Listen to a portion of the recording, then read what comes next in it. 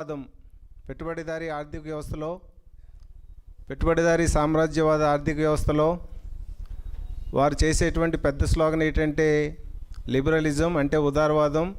స్వేచ్ఛకి కీలకంగా పాత్ర ఇచ్చి దాన్ని క్రెడిబిలిటీ వాళ్ళు తీసుకోవడానికి ప్రయత్నం చేస్తున్నారు. కానీ ఈ స్వేచ్ఛ అనేది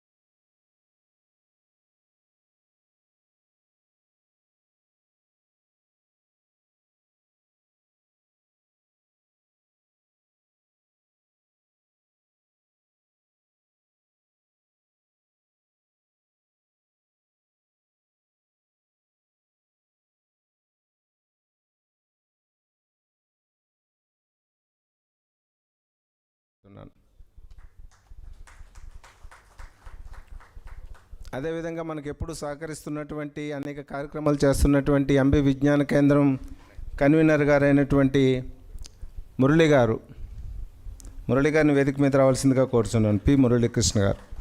థ్యాంక్ యూ. సో సభని ప్రారంభించవలసిందిగా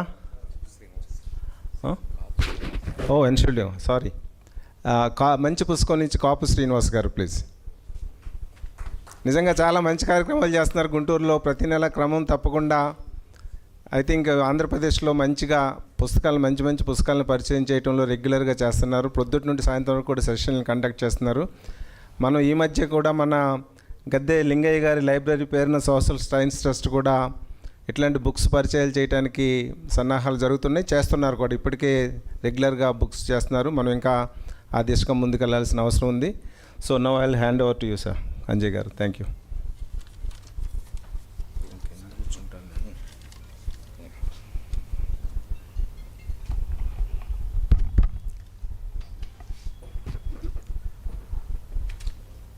ప్రభాత్ పట్నాయక్ గారు ఇటీవల రాసి ముద్రించినటువంటి గొప్ప పుస్తకం బియాండ్ లిబరలిజం. ఆ పుస్తకం వెలువడిన సందర్భంగా ఆ పుస్తకానికి ఉన్నటువంటి ప్రాధాన్యత మనందరం కలిసి మాట్లాడుకుందాం అన్నటువంటి ఉద్దేశంతో ఈ సమిష్టి కార్యక్రమాన్ని ఆ పుస్తక నేపథ్యంగా ఏర్పాటు చేసుకున్నటువంటి విషయం ఇక్కడికి వచ్చినటువంటి మిత్రులందరికీ తెలుసు.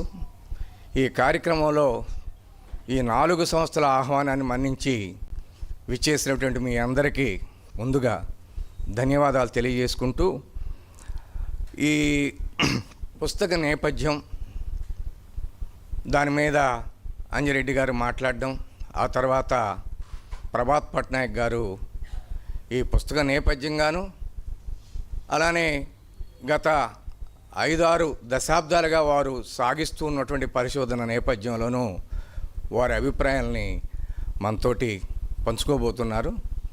వారిని గురించి ఇక్కడికి వచ్చినటువంటి మిత్రులందరికీ విపులంగా తెలిసినప్పటికీ ఈ సభా నిర్వహణలో భాగంగా గత 6 దశాబ్దాలుగా వారు ఆర్థిక శాస్త్ర రంగంలో చేస్తున్నటువంటి కృషిని గురించి కొన్ని విషయాలు తెలుసుకోవటం బాగుంటుంది అనుకుంటున్నాను.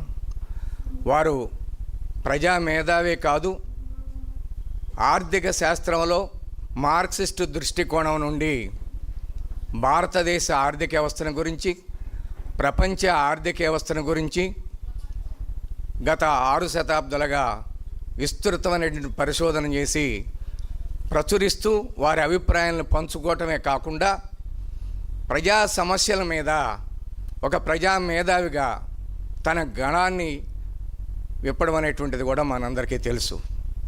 చాలామంది కలం మేధావులు గణాన్ని ఇప్పే సందర్భాలు తక్కువగా ఉంటాయి. దానికి భిన్నమైనటువంటి వ్యక్తి, పరిశోధకులు, పండితులు మన ప్రభాత్ పట్నాయక్ గారు. వారు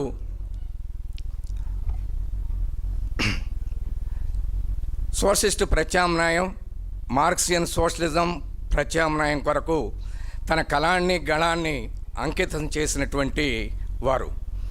ఇటీవల వారు వెలువరించినటువంటి విశిష్ట రచన బియాండ్ లిబరలిజం, అంటే ఉదారవాదం ఆవల వైపుకి వెళ్ళడం అనేది. అంటే పెట్టుబడిదారీ విధానం కేంద్రంగా ప్రజాస్వామ్యం పేరుతోటి ఇప్పుడు ప్రపంచంలో నడుస్తున్నటువంటి ఆధిపత్య వ్యవస్థ గురించి మనకు తెలుసు. దీని తర్వాత ఏముందనేటువంటిది గత 150-170 సంవత్సరాలుగా చర్చ జరిగింది.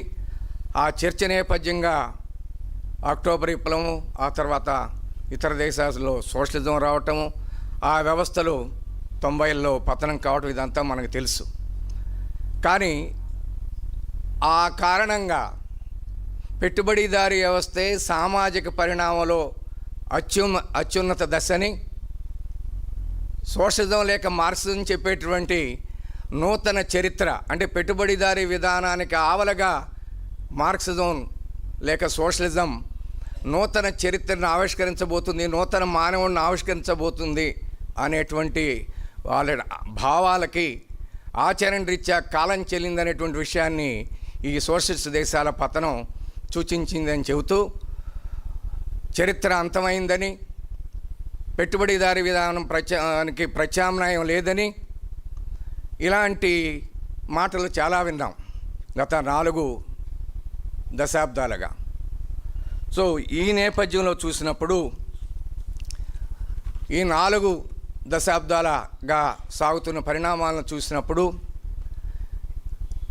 ఉదారవాదానికి లేదా నవ్య ఉదారవాదానికి లేదా నయా ఉదారవాదానికి ఉన్నటువంటి భవిష్యత్తు ఎంత బలహీనంగా ఉందనేటువంటిది నిరూపించబడుతూ వస్తూ ఉంది. కనుక ఈ సోషలిస్ట్ దేశాల్లో పతనం తర్వాత నయా ఉదార విధానాల నిజస్వరూపాన్ని ప్రపంచం గత 4 దశాబ్దాల పైచిలుగ్గా చూస్తున్నటువంటి తరుణంలో, ఈ చేదు అనుభవాల తరుణంలో సోషలిజానికి, సోషలిస్టు ప్రాజెక్టుకి లేదా మార్క్సియన్ సోషలిస్టు ప్రాజెక్టుకి ఉన్నటువంటి భవిష్యత్తు ఏమిటి అనే విషయాన్ని దృష్టిలో పెట్టుకొని ప్రభాత్ పట్నాయక్ గారు ఈ గ్రంథాన్ని వెలువరించారు. అంటే పెట్టుబడిదారీ వ్యవస్థలో పెట్టుబడి ఆ ప్రజాస్వామ్య పరిధిలో తాను ఎదుర్కొంటున్నటువంటి అంతర్గత వైరుధ్యాలని అంతర్గతంగా కానీ లేదా బహిర్గతంగా తనకు అందుతున్నటువంటి సహాయం నుండి కానీ అధిగమించటం అనేటువంటిది ఆ వ్యవస్థకు సాధ్యం కాదు అనేటువంటిది అనేక సందర్భాల్లో నిరూపితమవుతూ వస్తూ ఉంది. అయితే అంటే పెట్టుబడి తనకున్నటువంటి సమస్యలని అర్థం చేసుకొని అధిగమించడానికి కావాల్సినటువంటి సంపూర్ణమైనటువంటి శక్తి ఆ వ్యవస్థలో లేదు. లేకపోవటం ఓకే, లేనప్పుడు దాన్ని అధిగమించడం ఎలా? ఇక్కడ మానవ పాత్ర లేకపోతే హ్యూమన్ ఏజెన్సీ పాత్ర ఏమిటి? ఆ పాత్రని మనం ఈ పరిణామాల నేపథ్యంలో కానీ స్పష్టంగా అర్థం చేసుకోకపోతే, ఇంకా చెప్పాలంటే మారినటువంటి దశలో మానవ అంశాల యొక్క హ్యూమన్ ఏజెన్సీ లేకపోతే సబ్జెక్టివిటీ పాత్రను మనం అర్థం చేసుకోవాల్సిన విధంగా దానికి ఇవ్వవలసినటువంటి ప్రాధాన్యతని దృష్టిలో పెట్టుకొని చూసి మనం మన ఆలోచనని తిరిగి ఈ కొత్త అంశాలను పరిగణలోకి తీసుకోవడానికి ప్రయత్నించకపోయినట్లయితే మనం ఆవశ్యకత ఉంది అనుకుంటున్నటువంటి సోషలిస్ట్ ప్రాజెక్టు ఆచరణ రూపం దాల్చడం అనేటువంటిది చాలా కష్టమైనటువంటి విషయం. ఆ విషయాన్ని చెప్పడం కోసం ఉదారవాదం దాని పాత్ర ఏమిటి, దాని పరిమితిలో పెట్టుబడి ఎందుకని దాని సమస్య నుంచి బయటపడలేకపోతుంది అనేది రాజకీయ తత్వ విచారం అనుకుంటే, ఆ రాజకీయ తత్వ విచారం లేకపోతే రాజకీయ ఆలోచన విధానం ఆర్థిక అంశాల కేంద్రంగా రూపుదిద్దుకుంటూ ఉంటుంది. ఆ ఆర్థిక అంశాల కేంద్రంగా రూపుదిద్దుకుంటున్నటువంటి రాజకీయ ఆలోచన లేక తత్వ విచారం అనేది ఆచరణతోటి ముడిపడి ఉన్నది. అంటే political philosophy, political economy, praxis, ఈ మూడు యొక్క కలయిక చాలా సంక్లిష్టమైనది.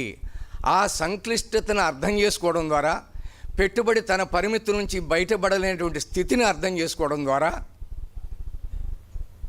దానికి కావలసినటువంటి నూతన ఆచరణని రూపొందించుకున్నప్పుడే మార్క్సు చేసినటువంటి ప్రయత్నాన్ని 21వ శతాబ్దంలో ముందుకు తీసుకువెళ్ళడానికి అవకాశం ఉంది అన్నప్పుడు గత శతాబ్దంలో అంటే 1917 నుండి 1990 వరకు జరిగినటువంటి సోషలిస్ట్ ప్రయోగాలను కానీ, లేకపోతే ఇప్పుడు నేటి ప్రపంచంలో మిగిలినటువంటి దేశాల్లో ఎక్కడైతే సోషలిజం అని అమలు జరుగుతుందని చెప్తున్నారో ఆ ప్రయోగాలు నేపథ్యంలో మనం ఈ సోషలిస్టు లేక మార్క్సిస్టు సోషలిస్టు భావనని తిరిగి పునరాలోచించుకోవాల్సినటువంటి అవసరం ఉంది.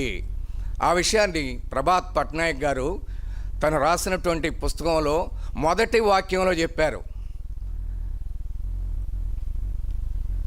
చాలా సుదీర్ఘంగా సాగుతున్నటువంటి తన పరిశోధన వ్యాసంగం కాలంలో చాలా కష్టతరమైన పద్ధతిలో సాగుతున్నటువంటి వ్యాసంగ నేపథ్యంగా చూసినప్పుడు మార్క్సిజం లేక సోషలిజం అనే దానికి సంబంధించి నాకున్న అవగాహనని తిరిగి ఆలోచించుకోవాల్సినటువంటి తరుణం నాకు ఇప్పుడు కనపడుతుంది. ఆ కోణం నుంచి ఆయన చేస్తూ వస్తున్నటువంటి రచనా వ్యాసంగం ఈ పుస్తకంతో ఒక్కటే జరిగిందనుకుంటే అది వాస్తవం కాదు. ఆయన ఈ మేరకు గతంలో రాసినటువంటి వ్యాసాలు, వ్యాస సంకలనాలు, ప్రత్యేకించి the retreat to unfreedom essays on the emerging world అనే పుస్తకాన్ని ఆయన 2003లో వెలువరించారు. అలానే ఈ సోషలిస్టు దీనికి ఆ ప్రాజెక్టు దాని ఆవశ్యకతకు సంబంధించి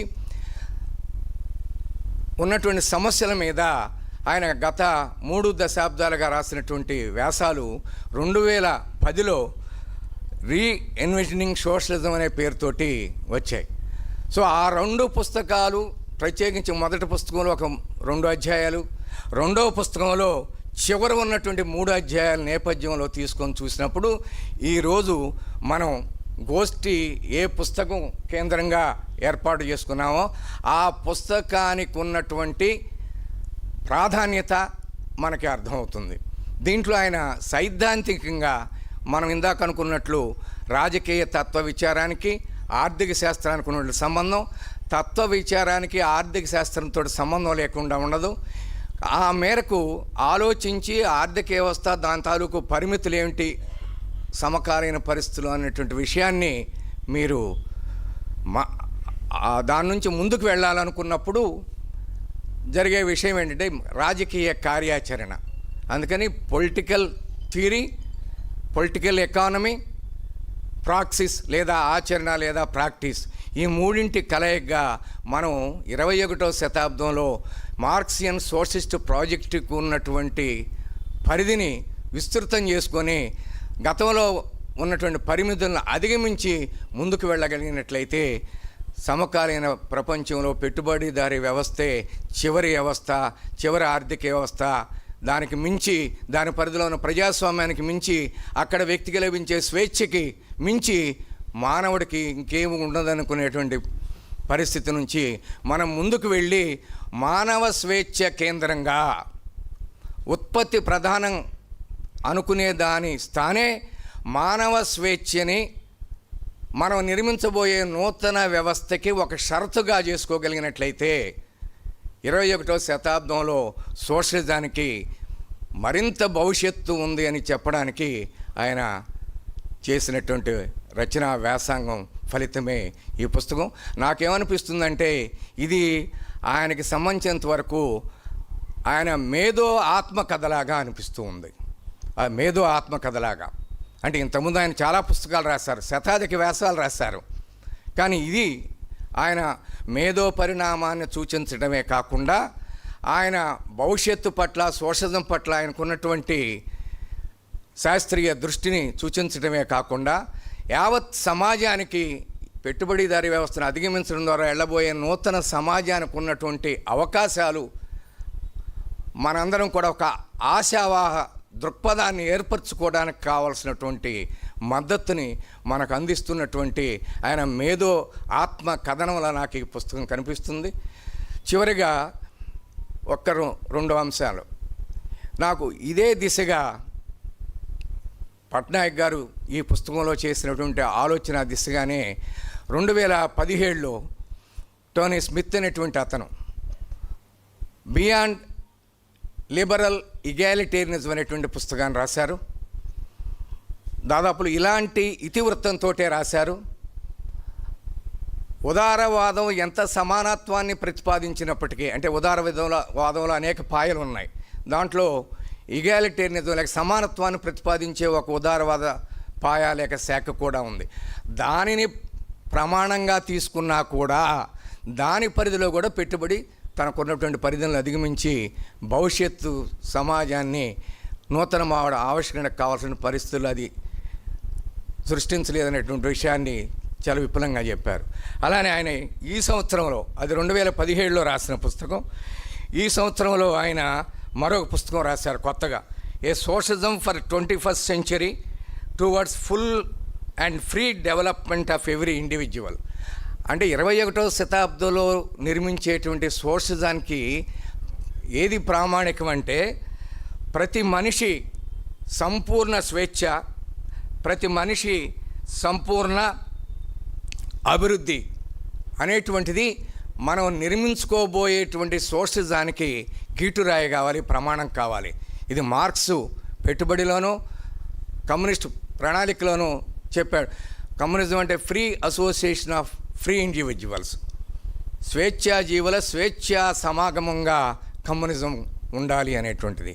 అలానే ప్రతి మనిషి అభివృద్ధే యావత్ సమాజ అభివృద్ధికి ఒక షరతు, అంతే తప్ప సమిష్టి పేరుతోటి వ్యక్తికి ఉన్నటువంటి స్వేచ్ఛ, మానవ అంశకు ఉన్నటువంటి పాత్రని పరిమితం చేస్తే కానీ, మనం పరిమితం చేస్తే భవిష్యత్తు సోషలిజం భిన్నమైన పద్ధతుల్లో నిర్మించుకోవటం సాధ్యం కాదు అనేటువంటి ఇతివృత్తంతో ఆయన 2 పుస్తకాలు రాశారు. ఇంకొక విషయం ఏంటంటే ప్రభాత్ పట్నాయక్ గారు రాసినటువంటి పుస్తకం గత సంవత్సరమే అమెరికాలో కొలంబియా విశ్వవిద్యాలయం ప్రచురిస్తే దాన్ని ఆయన కేంబ్రిడ్జ్ జర్నల్లో సమీక్షించారు. ఎంత గొప్పగా సమీక్షించారంటే ఈ పుస్తకం సోషలిస్ట్ ప్రాజెక్టుకు సంబంధించి నయా ఉదారవాదం మీద ఒకవైపు విమర్శగాను, రెండో వైపు సోషలిస్ట్ ప్రాజెక్టుకి 21వ శతాబ్దంలో ఉన్నటువంటి అవకాశాల గురించి మనకి కొత్త జీవసత్వాలను ఇస్తుందనేటువంటి ఇదిలో ఆయన ఈ పుస్తకాన్ని కీర్తించారు. అలాంటి పుస్తకం నేపథ్యంలో మనం ఈ కార్యక్రమం ఏర్పాటు చేసుకున్నాం. ఆ సందర్భం మీ అందరికీ మరొకసారి ధన్యవాదాలు తెలియజేస్తూ, ఇప్పుడు మొదటగా మన కార్యక్రమం ఏమిటంటే, ఇప్పుడు అంజిరెడ్డి గారు ఈ పుస్తకాన్ని గురించి కొద్దిపాటు తన అభిప్రాయాల్ని పంచుకుంటారు. ఆ తర్వాత అంజిరెడ్డి గారు చెప్పిన విషయాల్ని, నేను ప్రస్తావించిన విషయాల్ని ఒక 5 నిమిషాల పాటు ఇంగ్లీష్లో జగన్నాథరావు గారు చెప్తారు. అది మన కోసం కాదు, అది ప్రభాత్ పట్నాయక్ గారు ఇక్కడ జరిగినటువంటి చర్చను విని తన ప్రతిస్పందనలో అవకాశం ఉన్న మేరకు ఇక్కడ వచ్చినటువంటి చర్చని భాగం చేసుకోవడానికి ఆ తర్వాత ఈ కార్యక్రమాన్ని నిర్వహిస్తున్నటువంటి నిర్వాహకులు విజ్ఞాన కేంద్రం తరఫున మురళీ గారు, మంచి పుస్తకం తరఫున మన శ్రీనివాస్ గారు 2-3 నిమిషాలు మాట్లాడతారు. ఇది ఈరోజు మనం ఎంచుకున్నటువంటి కార్యక్రమం. చివరిలో ప్రభాత్ గారు మాట్లాడిన తర్వాత ఆయన ఉపన్యాసాన్ని క్లుప్తంగా సారాంశాన్ని అంజిరెడ్డి గారు మనకు తెలుగులో అందిస్తారు. ఆ తర్వాత ఏదైనా ప్రశ్నలు ఉన్నట్లయితే ఆ ప్రశ్నలకి ప్రభాత్ పట్నాయక్ గారు స్పందిస్తారు. ప్రశ్నలకు సంబంధించినంత వరకు ఎవరు వేదిక మీదకి రావాల్సినటువంటి అవసరం లేదు. మా నిర్వాహకుల్లో భాగస్వాములుగా ఉన్నటువంటి వారు మీకు తెల్ల కాగితం అందిస్తారు. మీ ప్రశ్నని నిర్దిష్టంగా ఆ పేపర్ మీద రాసి నప్పుడు వాటిని తీసుకొని ఇక్కడ ప్రభాత్ పట్నాయక్ గారికి అందిస్తారు. ఆ మేరకు ఆయన వాటికి స్పందిస్తారు. ఇది స్థూలంగా మన కార్యక్రమం. ఇప్పుడు ఈ పుస్తకం మీద మాట్లాడవలసిందిగా మిత్రులు అంజిరెడ్డి గారిని కోరుతున్నాను.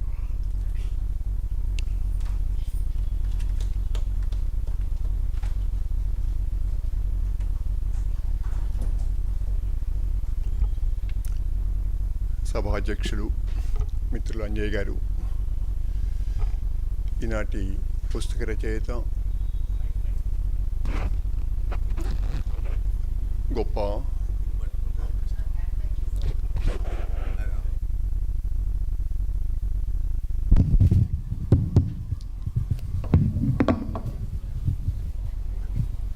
ఒక గొప్ప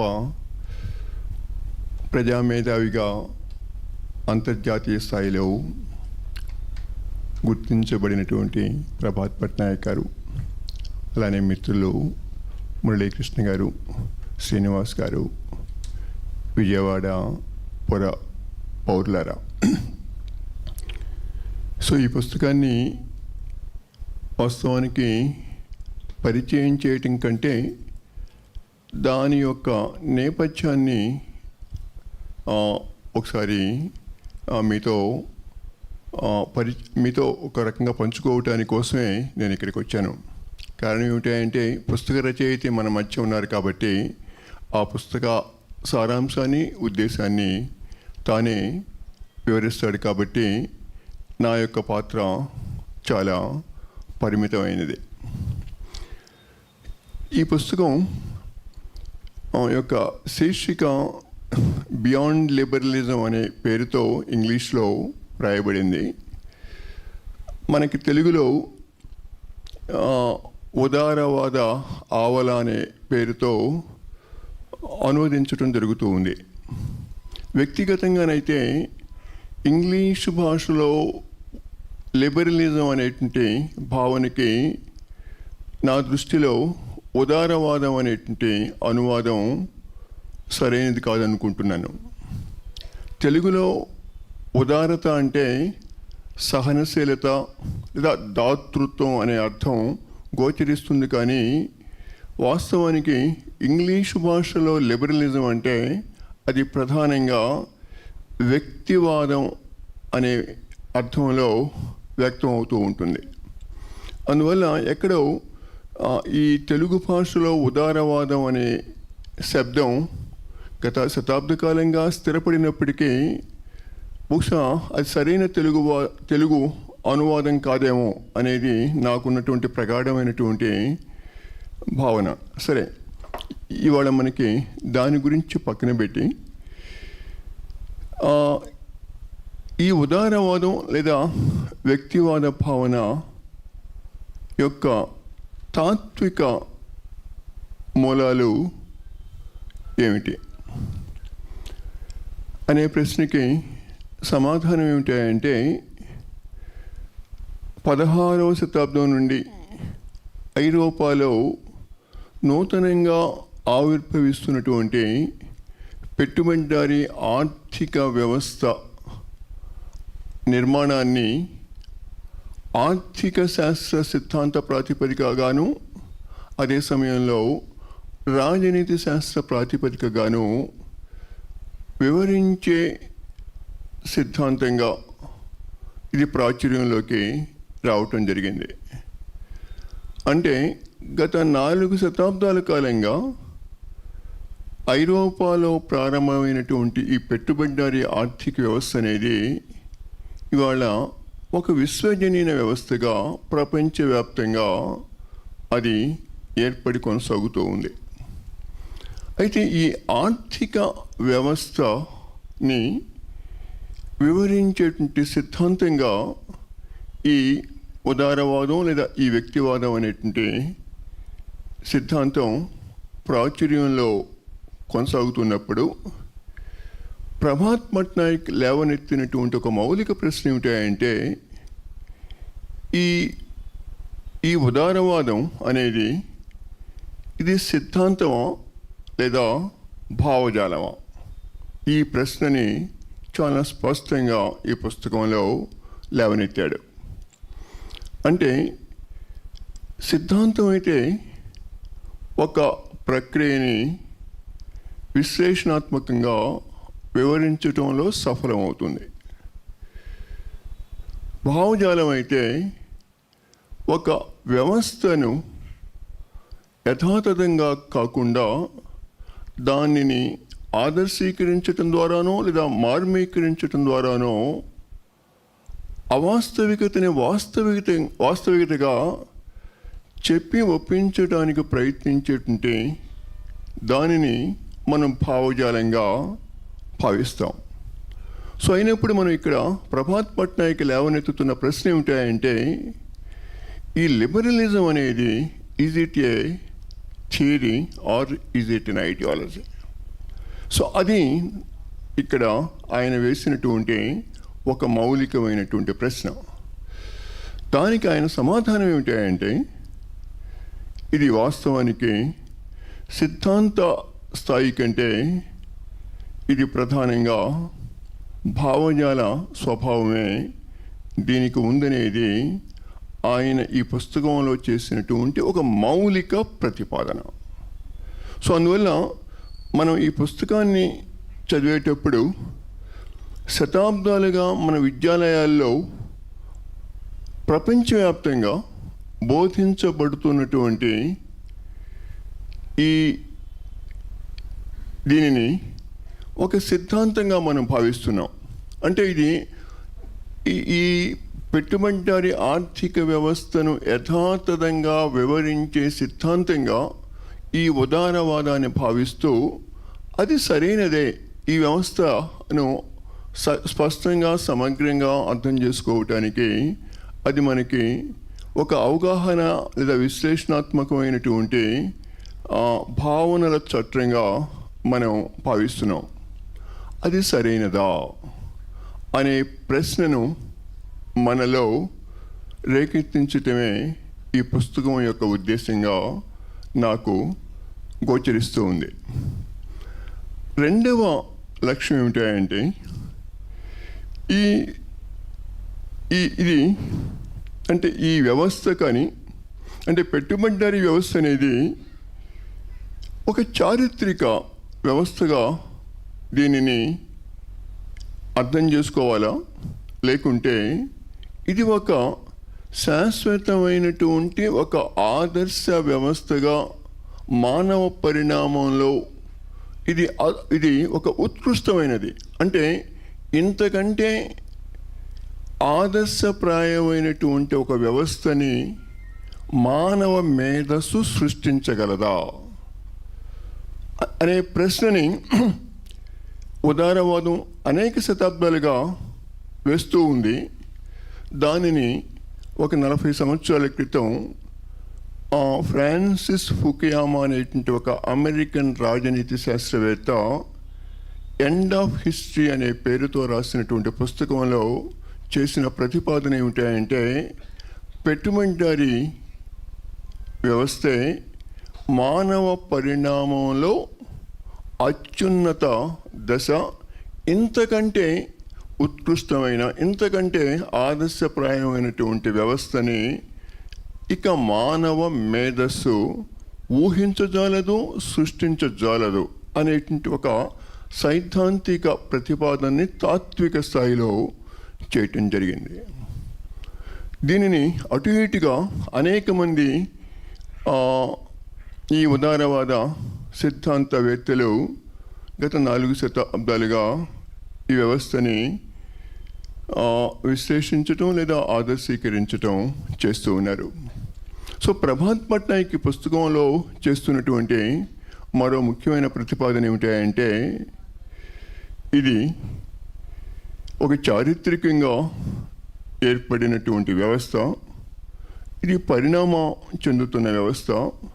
ఇది తప్పనిసరిగా ఈ వ్యవస్థలో ఉన్నటువంటి అంతర్గత వైరుధ్యాలే ఈ వ్యవస్థను దాటి దీనికంటే ఆదర్శప్రాయమైనటువంటి సామ్యవాద వ్యవస్థ వైపుకి మానవ పరిణామం జరుగుతుంది అనే విషయాన్ని కేవలం ఒక జోస్యం ద్వారా కాకుండా చాలా విశ్లేషణాత్మకంగా చారిత్రక ఆధారాలతో నిరూపణపై ఆధారపడి ఈ పుస్తకాన్ని ఒక సైద్ధాంతిక లేదా తాత్విక స్థాయిలో రాయటం జరిగింది. సో అందువల్ల ఈ పుస్తకాన్ని మనం ఎలా అర్థం చేసుకోవాలన్నప్పుడు బహుశా నేను ఊహిస్తున్నది దీనిని అర్థం చేసుకోవటంలో ఉన్నటువంటి పరిమితుల్ని, అంటే ఇక్కడ ప్రభాత్ పట్నాయక్ చేసేటువంటి మరో ముఖ్యమైన ఒక ప్రతిపాదన ఏమిటంటే ఈ పెట్టుబడిదారీ వ్యవస్థను అర్థం చేసుకోవటంలో మార్క్సిస్ట్ సిద్ధాంతంలో ఉన్నటువంటి సమగ్రతని ఆయన ఒకవైపున వ్యక్తీకరిస్తూనే ఇంకా అందులో ఉన్నటువంటి పరిమితులను కూడా మనం గుర్తించవలసినటువంటి ఆవశ్యకతని మన దృష్టికి తీసుకువస్తూ మార్క్సిస్ట్ విశ్లేషణ అనేది ఏ విధంగా పెట్టుబడిదారీ వ్యవస్థని మరింత సమగ్రంగా మరింత విశ్లేషణాత్మకమైనటువంటి సైద్ధాంతిక చట్రంతో అర్థం చేసుకోవటానికి మనకు ఎలా ఉపకరిస్తుందనేటువంటి విషయాన్ని కూడా ఈ రచనలో మన దృష్టికి తీసుకురావటం అనేది ఆయన చేసినటువంటి మరో ప్రయత్నం. అయితే ఈ మొత్తం ప్రయత్నాన్ని నేను సోదాహరంగా వివరించే ప్రయత్నం చేయను, కానీ దాన్ని చాలా క్లుప్తంగానే నేను క్రోడీకరించేటువంటి ప్రయత్నాన్ని చేస్తాను. సో ఇక్కడ ఆయన లేవనెత్తినటువంటి ప్రశ్న ఏమిటంటే పెట్టుబడిదారీ వ్యవస్థ ఏ ప్రధాన భావనపై ఆధారపడి విస్తృత ప్రజల ఆమోదయోగ్యతను సాధించడానికి ప్రయత్నిస్తుందంటే ఈ వ్యవస్థ మాత్రమే మానవ స్వేచ్ఛకు ఆధారం అవుతుంది. ఇది వాస్తవం. అంతేకాకుండా పెట్టుబడిదారీ వ్యవస్థ ఏర్పడటం అనేది వ్యక్తులు ఐచ్ఛికంగా ఇది సమంజసమైనదని భావించి వ్యక్తులు పరస్పర సహకారంతో ఈ వ్యవస్థను కోరుకోవటం ద్వారానే ఈ వ్యవస్థ ఏర్పడటం కానీ ఈ వ్యవస్థ ఎన్ని శతాబ్దాలుగా కొనసాగుతుంది అని చెప్పేటంటే ఉదారవాద విశ్లేషణని పూర్వపక్షం చేయటమే ఈ పుస్తకం యొక్క ప్రధాన ఉద్దేశంగా మనకు కనిపిస్తుంది. అంటే నిజంగా పెట్టుబడిదారీ వ్యవస్థ అనేది మానవ స్వేచ్ఛను, అదే సమయంలో మనుషులు ఐచ్ఛికంగా పరస్పరత ఆధారంగా కోరుకునే వ్యవస్థన. అంటే ఇది మనుషులు వ్యక్తులుగా పరస్పరం సహకరించుకుంటూ ఈ వ్యవస్థని కోరుకోవటం ద్వారానే ఈ వ్యవస్థ ఏర్పడటం కానీ ఈ వ్యవస్థ ఇన్ని శతాబ్దాలుగా కొనసాగటం కానీ జరుగుతుంది అని చెప్పేటువంటి ఉదారవాద విశ్లేషణ సైద్ధాంతిక చట్టాన్ని ప్రశ్నించటమే తన యొక్క ఉద్దేశం.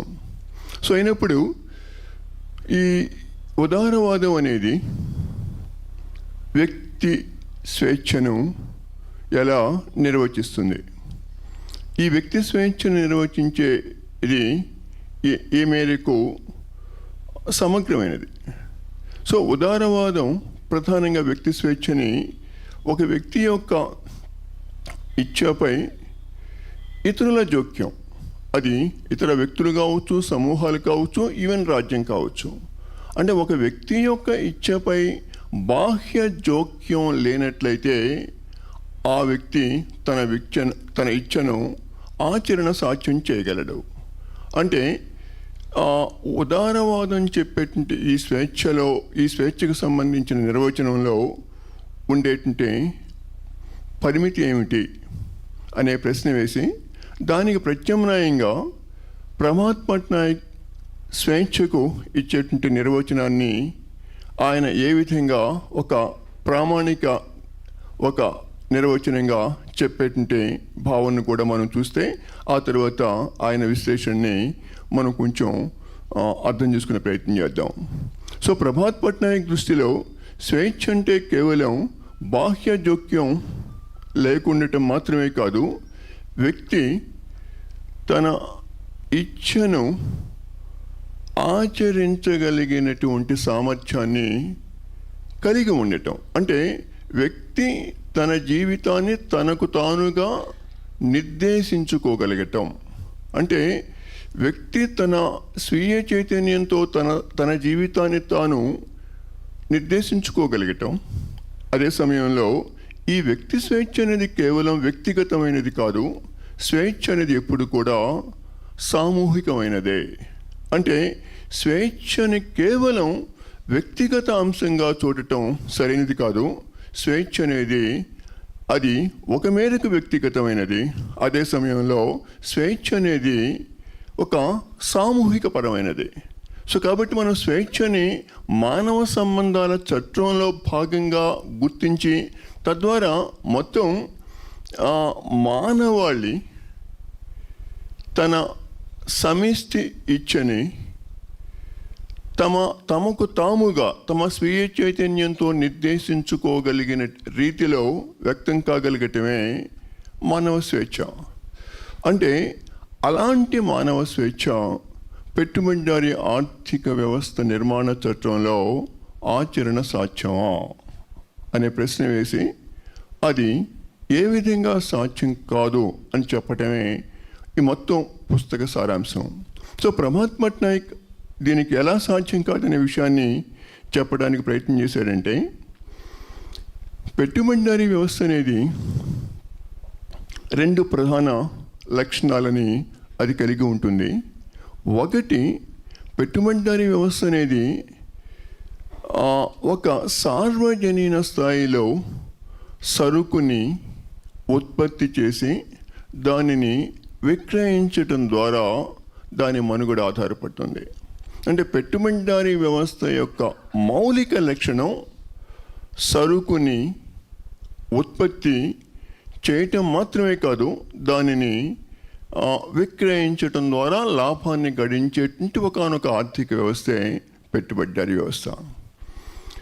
రెండవ లక్షణం ఏమిటంటే, పెట్టుబడిదారీ వ్యవస్థ ఆ వ్యవస్థలో జీవించేటువంటి మనుషులందరినీ, వాళ్ళు వేతన కార్మికులు కావచ్చు లేదా పెట్టుబడిదారులు కూడా కావచ్చు, మొత్తం ఈ పెట్టుబడిదారీ వ్యవస్థలో జీవించేటువంటి మనుషుల మధ్య నిరంతరం పరస్పర పోటీని పెంపొందించేటువంటి స్వభావాన్ని వ్యవస్థ కలిగి ఉంటుంది.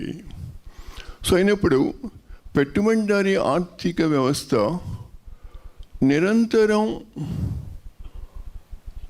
ఈ సరుకుని ఉత్పత్తి చేయటం, దానిని మారకం చేయటం ద్వారానే అది తన మనుగడని కొనసాగించటం జరుగుతుందన్నప్పుడు ఇది దేనికి దారితీస్తూ ఉంటుందనే ఒక ప్రశ్న వేసి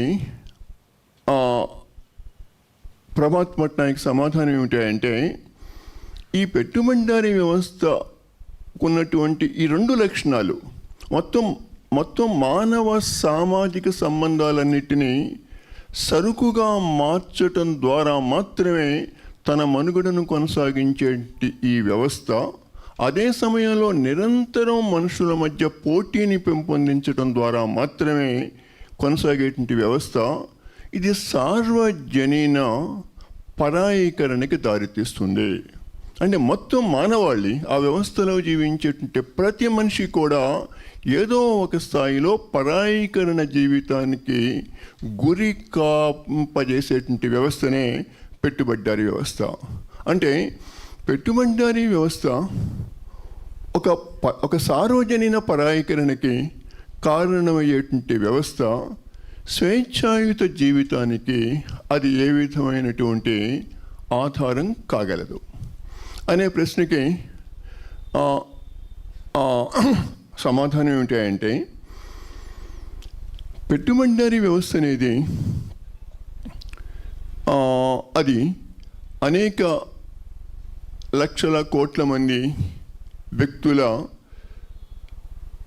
వ్యక్తిగత నిర్ణయాలపై ఆధారపడి ఆ వ్యవస్థ ఏర్పాటు కావడం కాదు, అది దాని యొక్క నిర్వహణ కూడా జరుగుతూ ఉంటుంది. అంటే పెట్టుబడిదారీ ఆర్థిక వ్యవస్థ అనేది అది ఒక సమిష్టి లక్ష్య ప్రేరణతో అది నిర్వహించబడదు.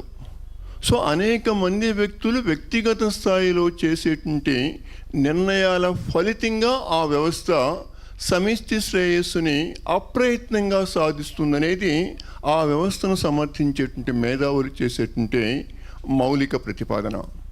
నిజంగా పెట్టుబడిదారీ వ్యవస్థలో ఆయా వ్యక్తులు వ్యక్తిగత స్థాయిలో చేసేటటువంటి నిర్ణయాలు అప్రయత్నంగా మొత్తం సమిష్టి శ్రేయస్సుని సాధించటానికి కారణం అవుతుందా అనే ప్రశ్నకి ప్రమాద్ పట్నాయక్ సమాధానం, లేదా ఇతరులు చెప్పేటువంటి సమాధానం ఏమిటంటే, ఇది వ్యక్తులు వాళ్ళ స్వీయ చైతన్యంపై, వాళ్ళ హేతుబద్ధతపై ఆధారపడి వ్యక్తిగత స్థాయిలో చేసేటువంటి నిర్ణయాల ఫలితంగా ఈ వ్యవస్థ నిరంతరం సంపదను సృష్టించటం ద్వారా, ఆ సంపదను పెంపొందించటం ద్వారా ఆ సమాజంలో ప్రతి వ్యక్తికి ఉపాధిని సృష్టించటం ద్వారా, తద్వారా ప్రతి వ్యక్తి స్వేచ్ఛాయుతంగా జీవించటానికి కారణమవుతుంది. ఇది పెట్టుబడిదారీ వ్యవస్థను సమర్థించేటువంటి మేధావులు ఆడమ్ స్మిత్ దగ్గర నుంచి, డేవిడ్ రికార్డో దగ్గర నుంచి, ఈవెన్ ఒక మేరకు జాన్ మెనార్డ్ కీన్స్ దగ్గర నుంచి, ఆ తర్వాత వచ్చినటువంటి ఫ్రెడరిక్ హేక్ వరకు స్వల్పమైనటువంటి చిన్న చిన్న వ్యత్యాసాలు వాళ్ళ అభిప్రాయాల్లో తేడాలు ఉన్నప్పటికీ స్థూలంగా వీళ్ళందరూ పెట్టుబడిదారీ వ్యవస్థను సమర్థించేటువంటి భావనకు పునాది ఏమిటంటే ఇది వాస్తవం. దానికి సమాధానం ఏమిటంటే, ప్రమాద్ పట్నాయక్ సమాధానం ఏమిటంటే, పెట్టుబడిదారీ వ్యవస్థ అనేది ఎన్నటికీ పరిపూర్ణ ఉపాధిని సృష్టించజాలదు. అది గత 4 శతాబ్దాలుగా పాశ్చాత్య ప్రపంచంలో కానీ, లేదా మనలాంటి దేశాల్లోనూ కూడా పెట్టుబడిదారీ వ్యవస్థ ఏ సమాజంలోనైనా సరే పరిపూర్ణ ఉపాధిని, అందరికీ ఉపాధిని సృష్టించినటువంటి చరిత్ర ఆ వ్యవస్థకు ఉందా? నిజంగా పెట్టుబడిదారీ వ్యవస్థ అనేది పరిపూర్ణ ఉద్యోగతను నిజంగా సాధిస్తే ఆ వ్యవస్థ అతి కొద్ది కాలంలోనే అది దాని యొక్క ఉనికిని కోల్పోతుంది. ఇది ప్రమాద్ పట్నాయక్ చేసేటువంటి మౌలిక ప్రతిపాదన. దానికి ఆయన చేసినటువంటి విశ్లేషణ ఏమిటంటే, పెట్టుబడిదారీ వ్యవస్థ యొక్క మనుగడ నిరంతరం ఒక నిరుద్యోగ సైన్యాన్ని నిరంతరం అది ఏర్పరచటం ద్వారానే దాని మనుగడ కొనసాగుతుంది. అంటే పెట్టుబడిదారీ వ్యవస్థలో నిరంతరం ఒక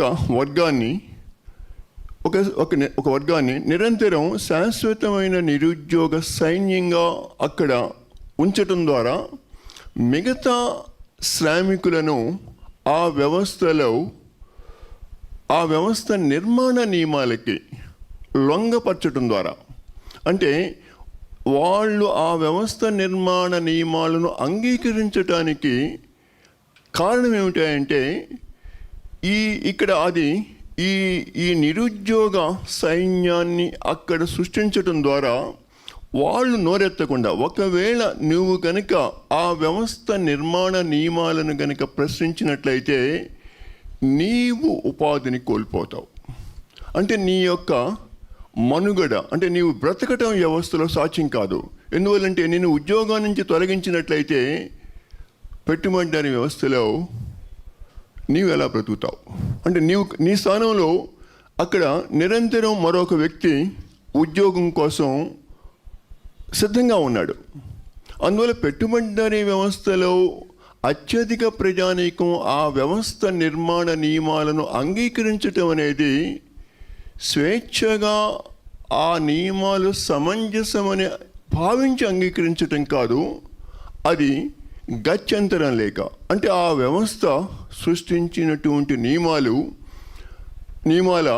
అనేవి నిరంతరం వాళ్ళని నిర్దేశించే స్వభావాన్ని కలిగి ఉంటాయి తప్ప అవి వాళ్ళ యొక్క వ్యక్తిత్వాన్ని వ్యక్తీకరించడానికి అవి అనుగుణమైనవి కావు. కాబట్టి పెట్టుబడిదారీ వ్యవస్థ నిర్మాణంలోనే ఉన్నటువంటి ఈ లక్షణం ఆ సమాజంలో జీవించేటువంటి వివిధ వర్గాలని ఆ వ్యవస్థకి లోపరచడానికి కారణమవుతూ ఉంది. సో కాబట్టి ఇక్కడి నుంచి ఆయన చేసేటువంటి ఒక మౌలికమైనటువంటి విశ్లేషణ ఏమిటంటే, అది ప్రామాణిక ఉదారవాదమైనా లేకుంటే కీన్స్ ప్రతిపాదించినటువంటి నవ్య ఉదారమైన, ఆ తర్వాత హేయక్ ప్రతిపాదించినటువంటి నయా ఉదారమైన సరే, ఈ మూడు ఉదారవాద సిద్ధాంతాల్లో ఉన్నటువంటి భిన్నత్వాలను ఆయన గుర్తిస్తూనే అదే సమయంలో ఆయన ఏమంటాడంటే, ఈ ఉదారవాదం అనేది, ప్రామాణిక ఉదారవాదం అనేది రాజ్య జోక్యాన్ని ఆర్థిక వ్యవస్థలో అంగీకరించదు. తత్ఫలితంగా ఈ పెట్టుబడిదారీ వ్యవస్థలో ఆర్థిక సంక్షోభం తల ఎత్తినప్పుడు కీన్స్ లాంటి ఆర్థిక శాస్త్రవేత్త తిరిగి రాజ్యం అనేది ఆర్థిక వ్యవస్థలో ముఖ్యంగా వినిమయంలో, అంటే వస్తు వినిమయాన్ని పెంచటంలో రాజ్యం యొక్క పాత్రని కొనసాగించటం ద్వారానే తిరిగి ఆ వ్యవస్థ యొక్క మనుగడ సాధ్యం అవుతుంది. అందువల్ల రాజ్య జోక్యం కొంతమంది అవసరం లేదని చెప్పినా, లేదా రాజ్య అవసరం ఒక మేరకు ఆర్థిక వ్యవస్థలో జోక్యం ఉందని చెప్పినా, లేదా హైక్ లాంటి వాడు తిరిగి రాజ్యం జోక్యం వల్లనే తిరిగి మళ్ళా ఆర్థిక వ్యవస్థలో క్షీణత లేకుంటే ద్రవ్యోల్బణం పెరగటం జరుగుతుంది. కాబట్టి తిరిగి మళ్ళా రాజ్య వ్యవస్థని ఆర్థిక వ్యవస్థ నుండి దానిని వెనుకకు తీసుకురావాలని చెప్పినటువంటి నయా ఉదారవాద అయినా సరే, అంతిమంగా అది ఆయా వ్యక్తుల్ని ఆ వ్యవస్థకి లోపరచడానికే ప్రయత్నిస్తుందని చెప్తూ, అయితే అంతిమంగా అతను చేసేటువంటి ఒక మౌలిక ప్రతిపాదన ఏమిటంటే, దీనిని అధిగమించటం ఎలా అనే ప్రశ్నకి ఉన్నటువంటి ఒక సమాధానం ఏమిటంటే, ఈ వ్యవస్థలో ఎవరైతే శ్రమ దోపిడీకి గురి కాబడుతున్నారో వాళ్ళు రాజకీయంగా సంఘటితం కావటం ద్వారానే, అంటే శ్రామిక వర్గం సంఘటితం కావటం ద్వారానే పెట్టుబడిదారీ వర్గం యొక్క బలాధిక్యతను ప్రశ్నించటం ద్వారానే ఈ వ్యవస్థను అధిగమించగలం. సో కాబట్టి పెట్టుబడిదారీ వ్యవస్థ ఆర్థిక బలంపై ఆధారపడితే శ్రామిక వర్గం ఈ సమిష్టి సంఘటిత శక్తిపై ఆధారపడి తద్వారానే పెట్టుబడిదారీ వ్యవస్థను ప్రశ్నించగలదు. సో కాబట్టి ఈ పెట్టుబడిదారీ వ్యవస్థను అధిగమించటం అనేది అంతిమంగా ఈ సంఘటిత బలాన్ని పెంపొందించుకోవటం, ఆ సంఘటిత బలాన్ని ఎంత ప్రజాస్వామ్యయుతంగా దానిని వ్యక్తీకరించటం ద్వారానే ఈ ఉదారవాద పరిమితిని అధిగమించి పెట్టుబడిదారీ వ్యవస్థను దాటి సామ్యవాదం వైపుకి వెళ్ళగలదని చెప్తూ, నాకు ఇచ్చినటువంటి అవకాశాన్ని, వాస్తవానికి నేను 10 నిమిషాలు ఎక్కువ సమయాన్ని తీసుకున్నాను, క్షమించవలసిన కోరుతూ సెలవు తీసుకుంటున్నాను.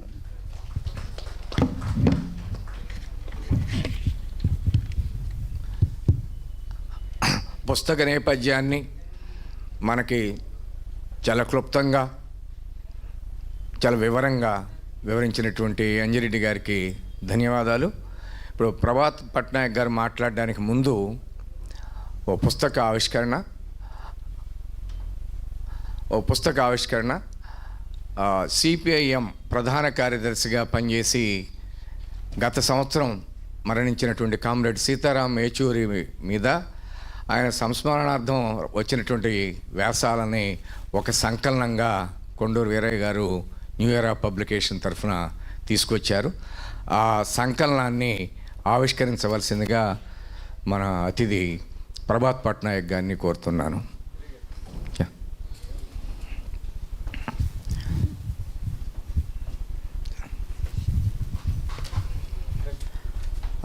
ముందు చూపించండి.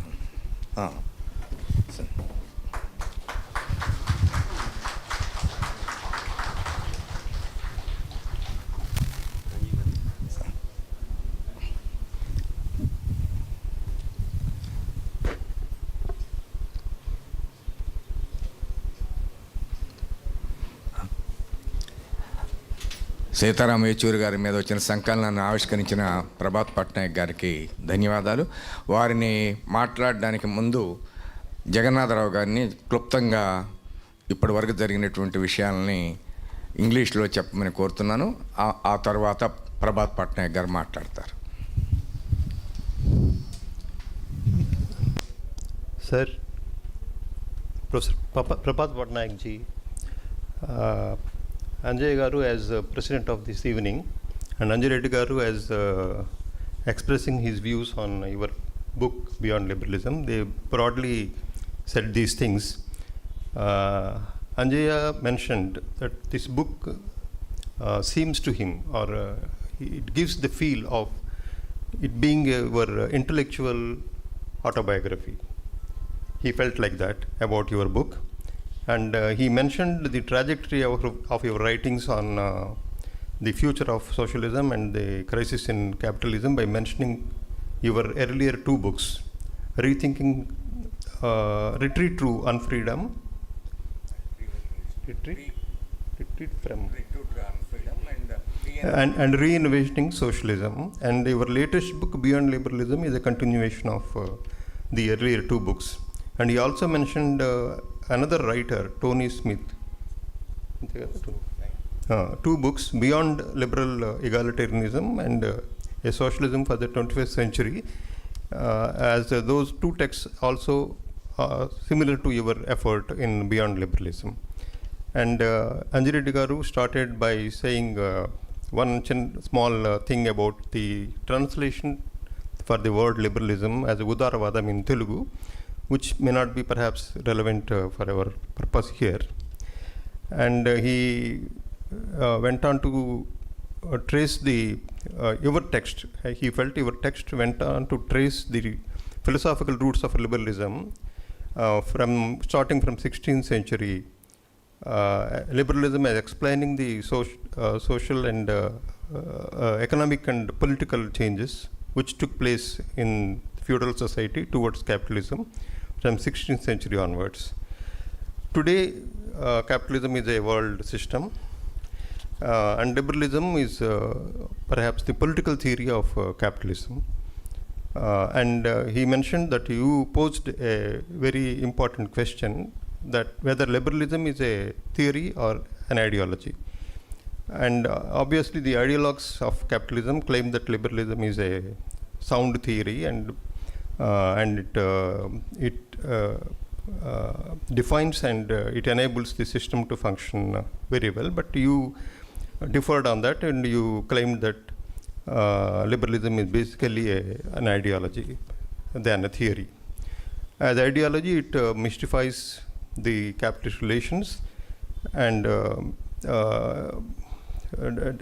affects the activity of the working classes. And your book questions the assumption that liberalism is a scientific theory. Another question is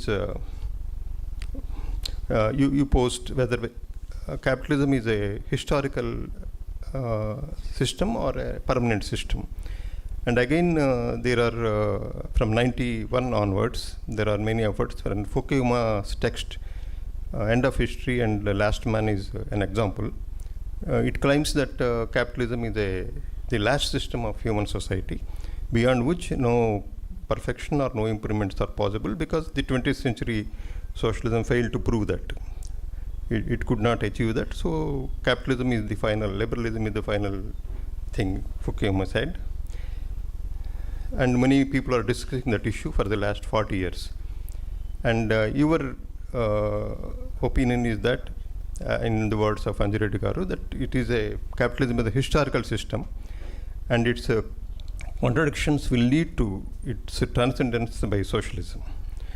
And your claim is not based on a prediction, but on sound evidence, scientific evidence and historical evidence. And you proposed as an alternative to capitalism, Marxist critique of capitalism and Marxist proposition of socialism. And you also said that capitalism's legitimacy or liberalism's legitimacy is derived mainly from its claim of realizing individual human freedom.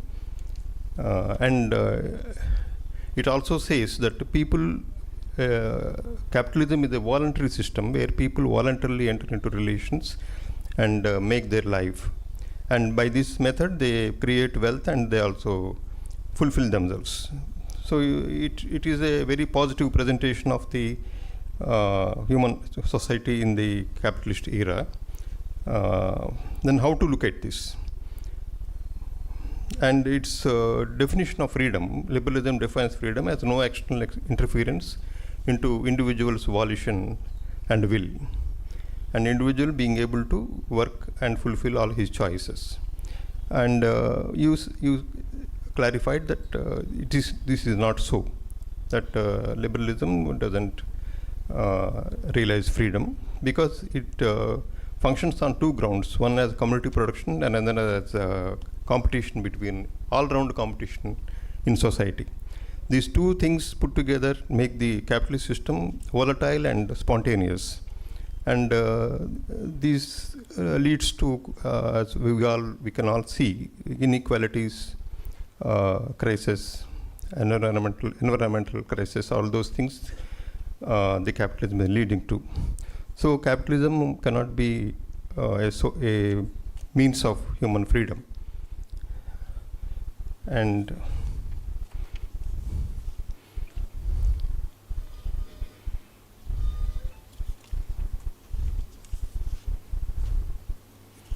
And capitalism, another feature of capitalism is the individuals' decisions, because they function in competition with each other. They don't lead to a social collective character, but they only lead to contradictions.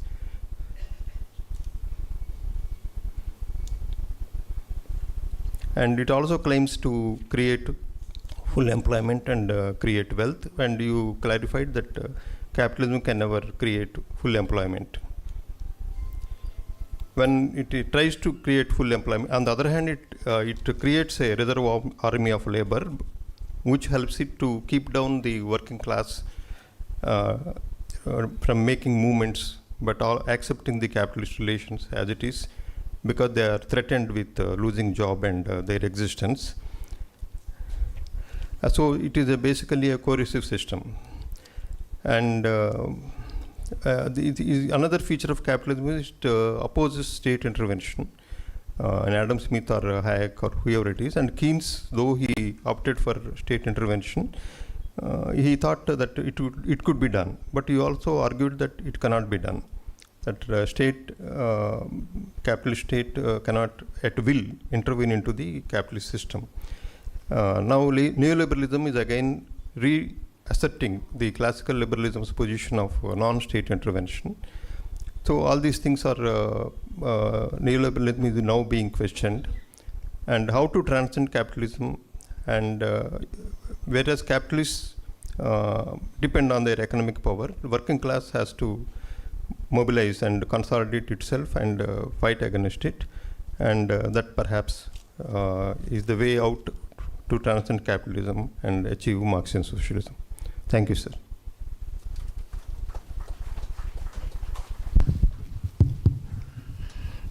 Jagannatharao గారు ఇప్పుడు 15వ ఏట short hand నేర్చుకున్నారు.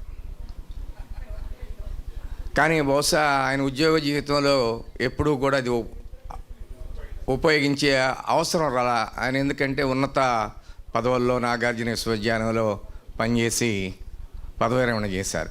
ఈరోజు ఆయనకి పరీక్ష పెట్టాం, నువ్వు అప్పుడు నేర్చుకున్నావు, సరిగ్గా నేర్చుకున్నావు లేదు అని. చాలా అద్భుతంగా ఇప్పుడు జరిగినటువంటి కార్యక్రమాన్ని చాలా తక్కువ సమయంలో చాలా చక్కగా ప్రభాత్ పట్నాయక్ గారి దృష్టికి తీసుకొచ్చినందుకు వారిని మనస్ఫూర్తిగా అభినందిస్తూ ప్రభాత్ పట్నాయక్ గారిని మాట్లాడవలసిందిగా కోరుతున్నాను.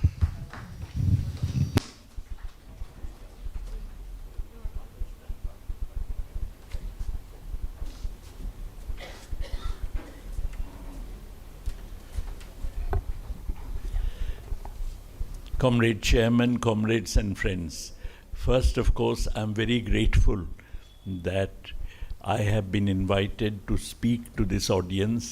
All of you have so kindly come, and the book I have recently written is being discussed. So much has been said about the book that I don't really want to take too much time further repeating the arguments. So I'll be brief because I want some questions to be there about the basic thesis of the book. But let me just very briefly say about half an hour or so, summarize what I consider the main important parts of the book. There are two propositions which liberal thinkers generally advance.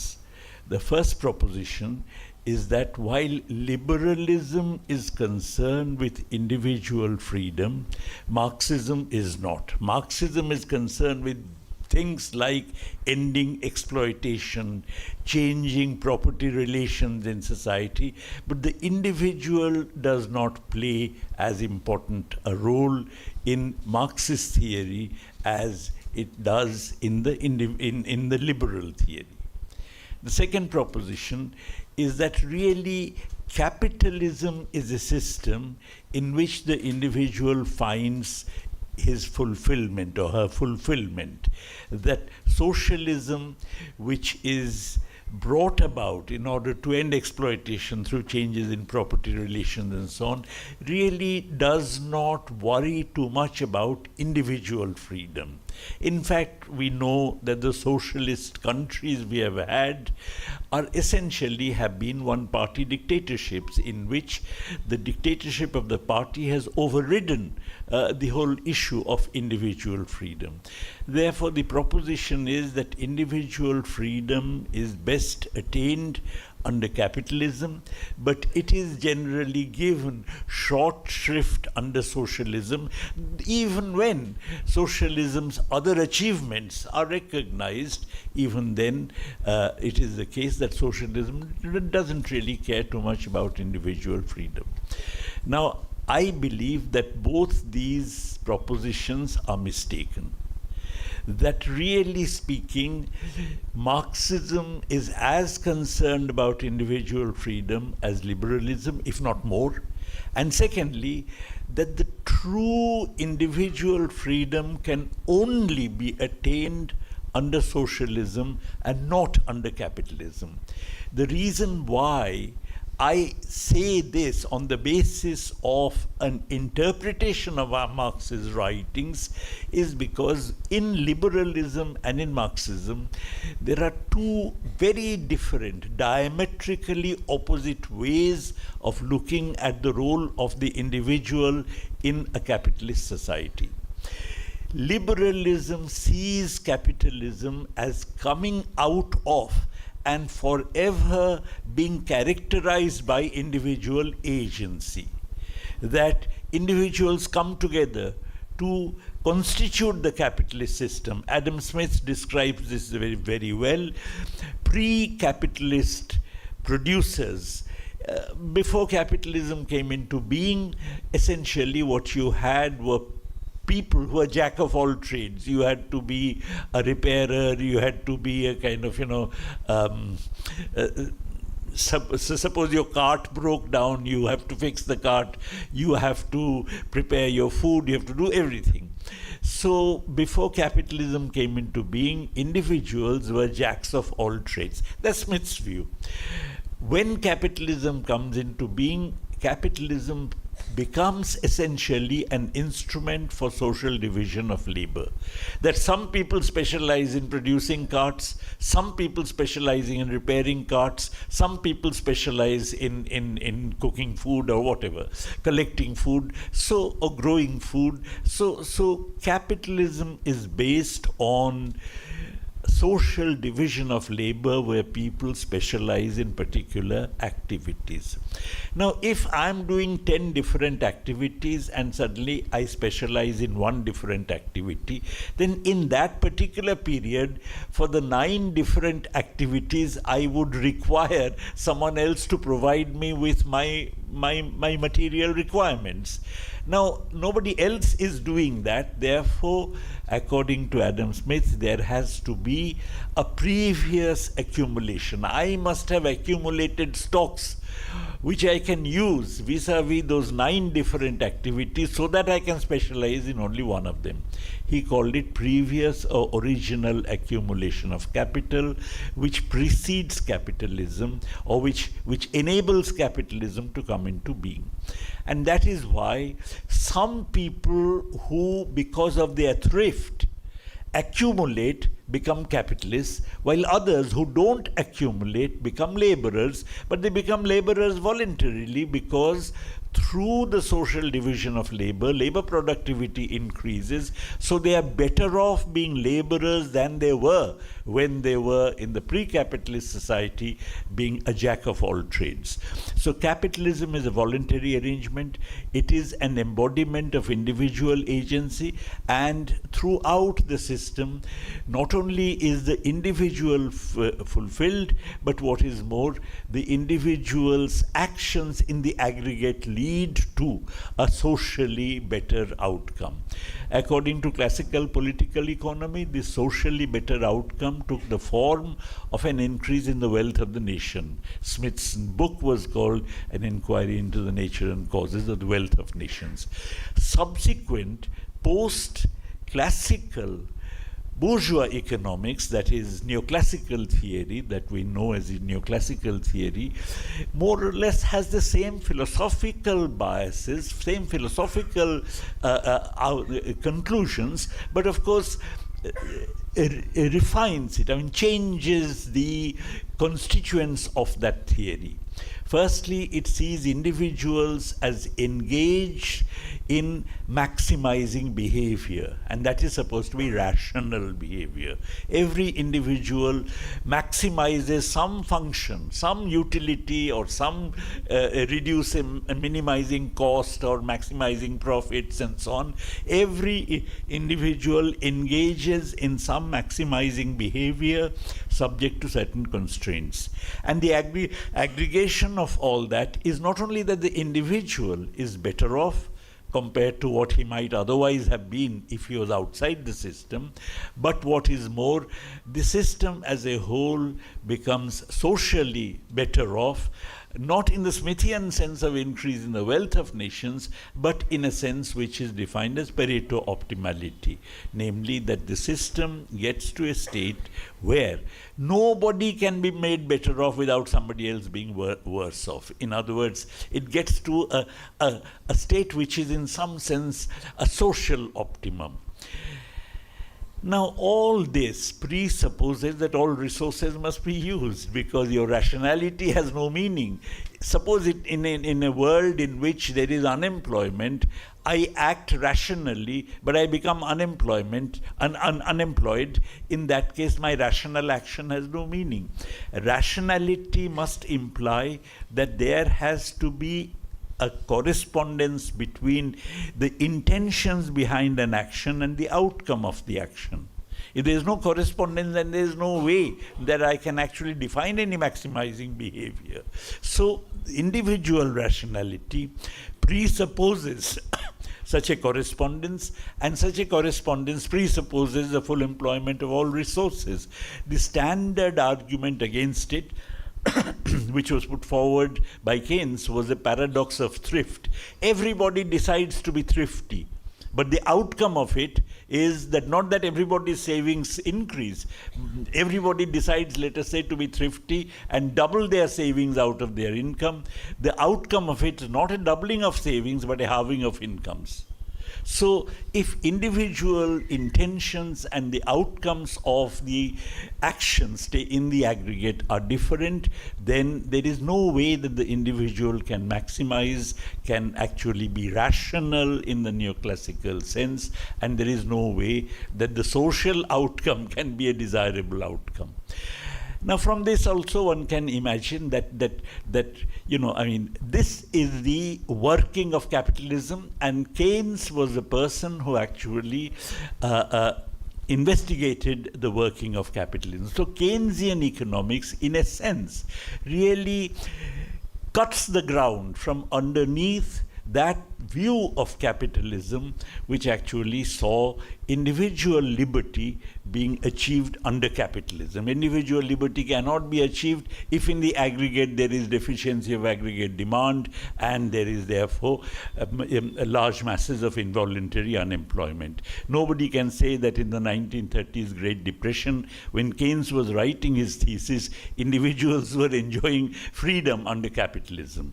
Okay, but then Keynes, who was, mind you, terrified of the Bolshevik Revolution, and was terrified that Bolshevik Revolution might happen in a country like Britain unless unemployment is removed, suggested that the state could intervene to remove unemployment. Now, the Keynesian prescription, which appeared to work for a while in the post-war years all over the capitalist world, in the sense that unemployment didn't disappear but was minimized, very small. I mean, in Britain there was 2% unemployment. In America during the Kennedy years there was just 4% unemployment, official figures. So, but on the other hand, these were very low by the historical standards of capitalism. So everybody said capitalism has changed, that we no longer have that old bad capitalism that actually had unemployment and so on, but now we have capitalism with state intervention. And look, this is so much a better system than the socialist system, which actually, true, it may be improving the condition of workers, but there's a suppression of individual rights. Now the point is that over time you actually found that Keynesianism gets completely replaced. So much is firstly, there is a theoretical attempt to discredit it. I don't know how many of you are economists, but the theoretical attempt takes the form. And this is the commonest theoretical position these days in bourgeois economics, that Keynes got his result because he assumed that money wages were fixed. That if you actually have flexible money wages, which is which is what the bourgeois theory assumes, in that case you wouldn't get involuntary unemployment, which is a completely wrong proposition. It would take me too long to discuss here, but it's a completely wrong proposition. The point is that Keynes gets his results, which had been anticipated by Marx, namely a tendency for insufficient aggregate demand and therefore overproduction crisis, because money is a form in which wealth is held. Marx assumed that money is a form in which wealth is held by his idea of the hoard. You remember Marx talks about the hoard that people have, and Keynes assumed that this is exactly that people hold money as a form of wealth. If money is held as a form of wealth, and money therefore, suppose I get some money against my sales, and for some reason do not immediately go and buy other goods, I'm holding on money as wealth, in which case demand for goods goes down, in which case there's involuntary unemployment. So involuntary unemployment, and no amount of flexibility of prices can get rid of it, because if prices fall, I may hold on to more money, anticipating there'll be more fall in prices. So the point is that there was a logical problem with bourgeois economics, which actually believed that individuals act rationally, but they are so irrational that they do not consider money to be a form of wealth, which is quite ridiculous. So the point is that Keynesianism was not only theoretically attacked. so much so that it is no longer theoretically now accepted in what is bourgeois economics. I'll tell you a story that basically a person came to JNU to do PhD from the London School of Economics. So we were very surprised. In the interview, we asked him, look, we are coming from London School to our center to do PhD. And the PhD was not in India. PhD was in Keynes. So we said, why? So he said, my supervisor in London told me that we don't do all this Keynes anymore. But I have heard that there's a place in Delhi called JNU where they still do Keynes. So you can actually go there and do your PhD. So this is the level to which Keynes has now been reduced. And what is more, we all know that there is a spontaneity of capitalism. I'll come to the crisis Keynesianism ran into, but let me then go back to the second concept, which is Marx's concept of the individual under capitalism. Already it has been summarized, but let me just very quickly go through it. That the individual under capitalism is not a person who is carrying out any individual agency of his own volition.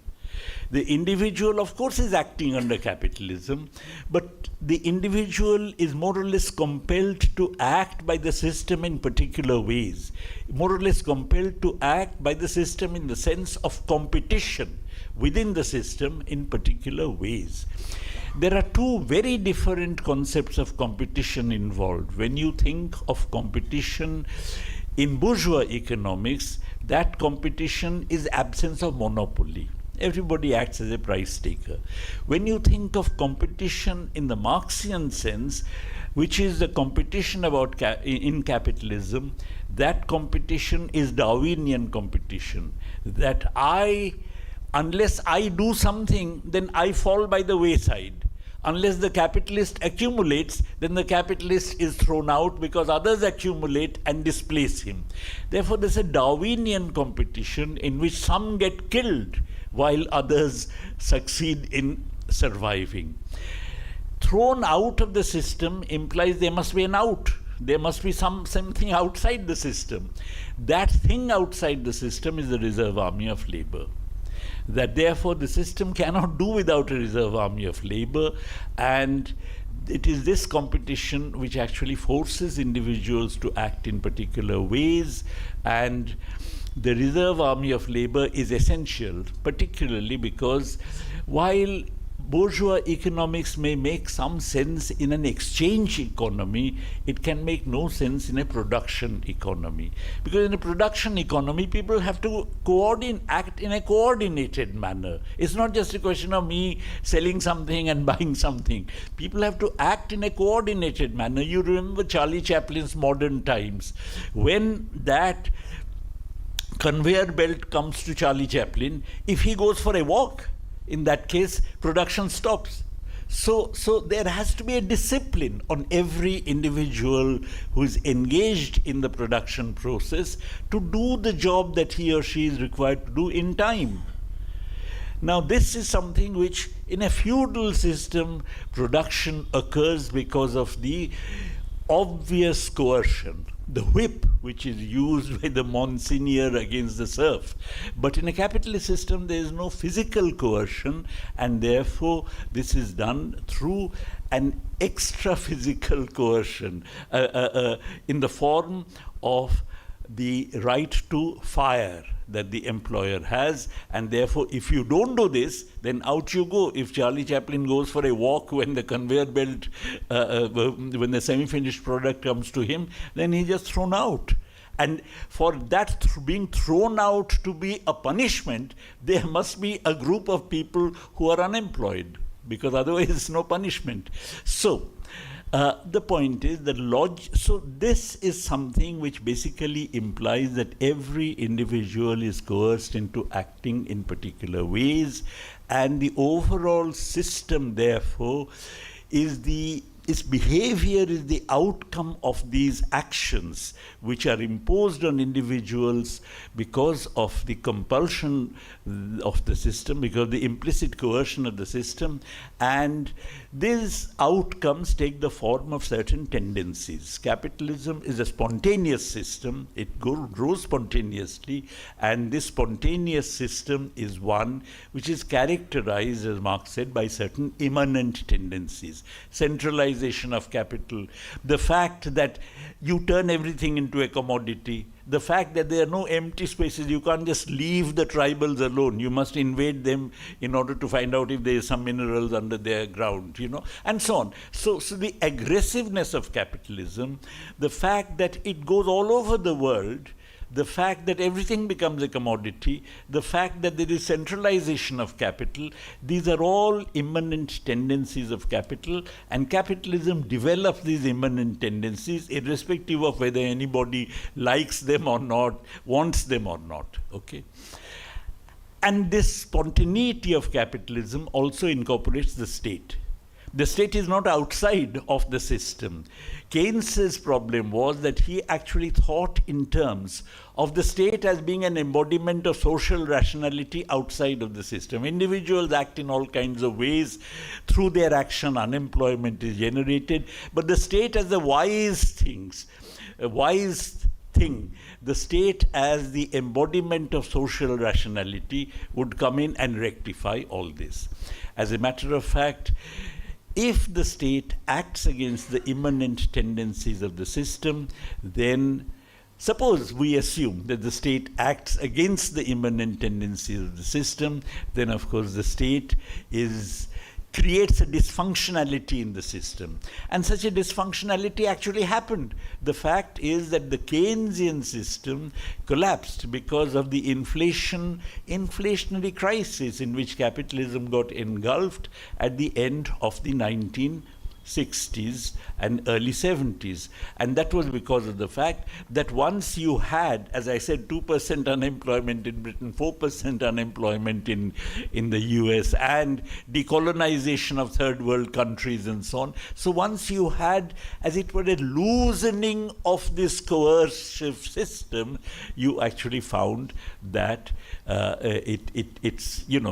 the reserve army gets exhausted, the third world producers then assert themselves, and the net result is an inflationary crisis. Workers demand higher money wages, which capitalists are not willing to concede, which is why there's inflation.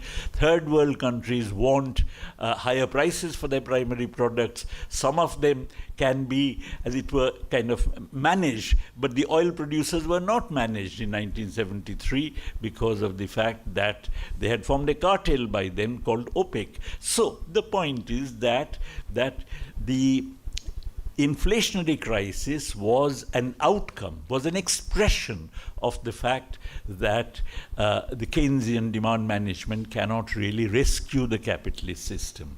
And of course, by then, centralization of capital, which Marx had talked about, had gone so far that you now had huge masses of money, huge masses of money capital in all kinds of European and American banks. This money capital wanted to go global, and this money capital was totally opposed to inflation, because inflation reduces its value. Therefore, you actually had Thatcherism.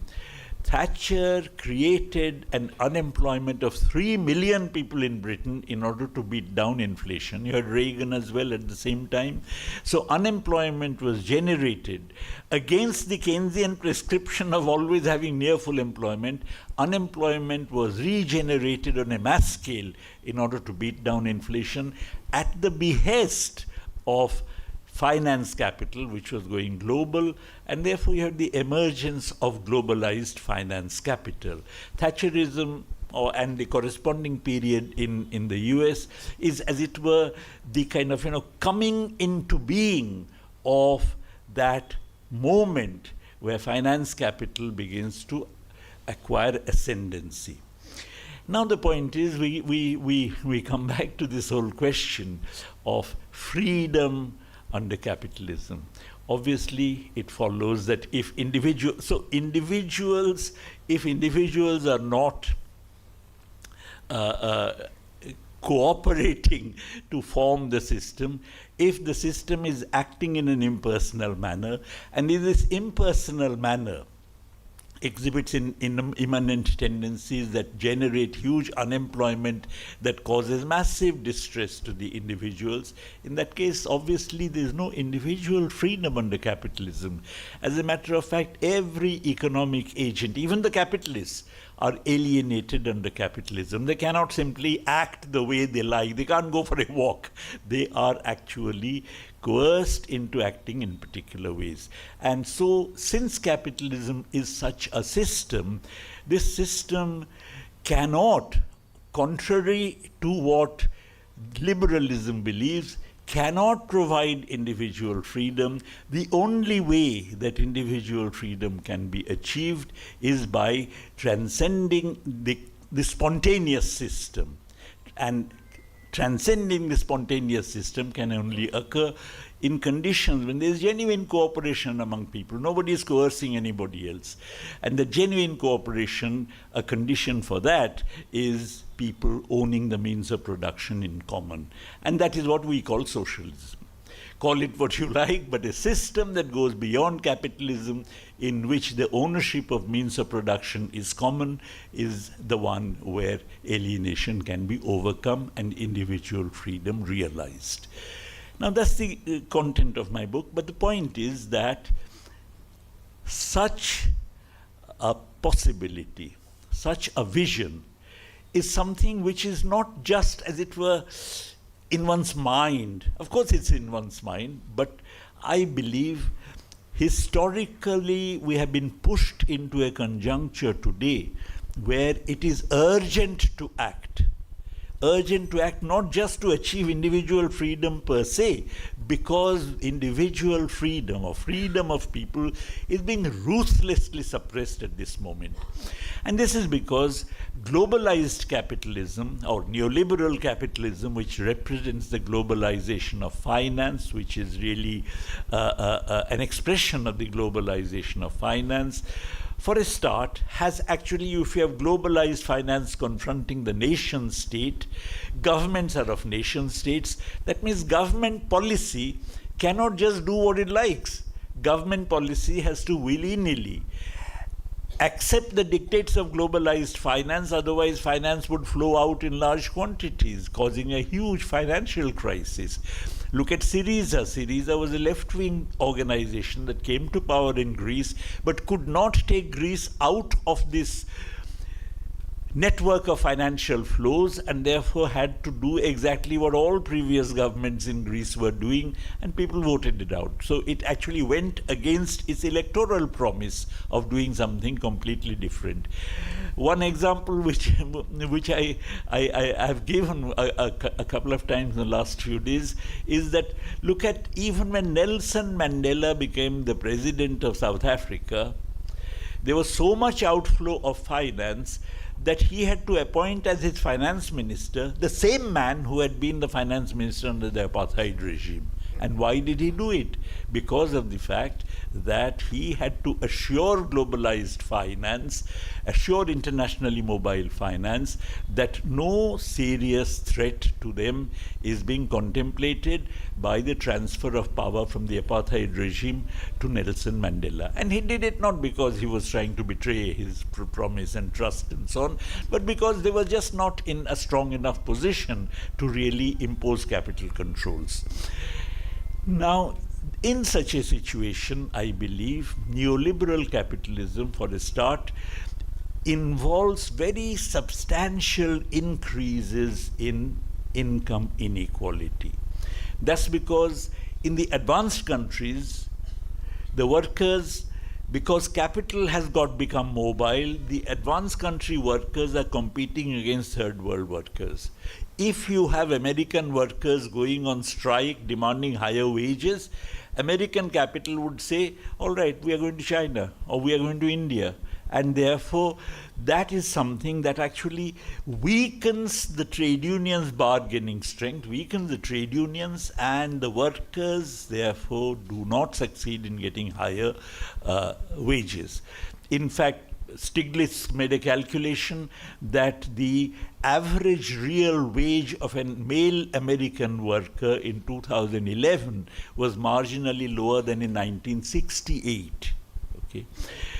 In the third world countries, on the other hand, because capital is coming in and relocating activities in the third world for meeting international, for producing products for the international market, you may think that the labor reserves would get used up and therefore wages would start rising. That does not happen because of the fact that on the one hand, there is a crisis of peasant agriculture and petty production from whom state withdraws support. I don't have to explain to this audience the fact that the state in the neoliberal era has withdrawn support from peasant agriculture and petty production. It was withdrawing the last vestige of support which it still has, namely some kind of minimum support price for food grains, but that the farmers' agitation prevented, but it has been removed from cash crops, which is why you have all these suicides of 4 lakh people in the last 3 decades.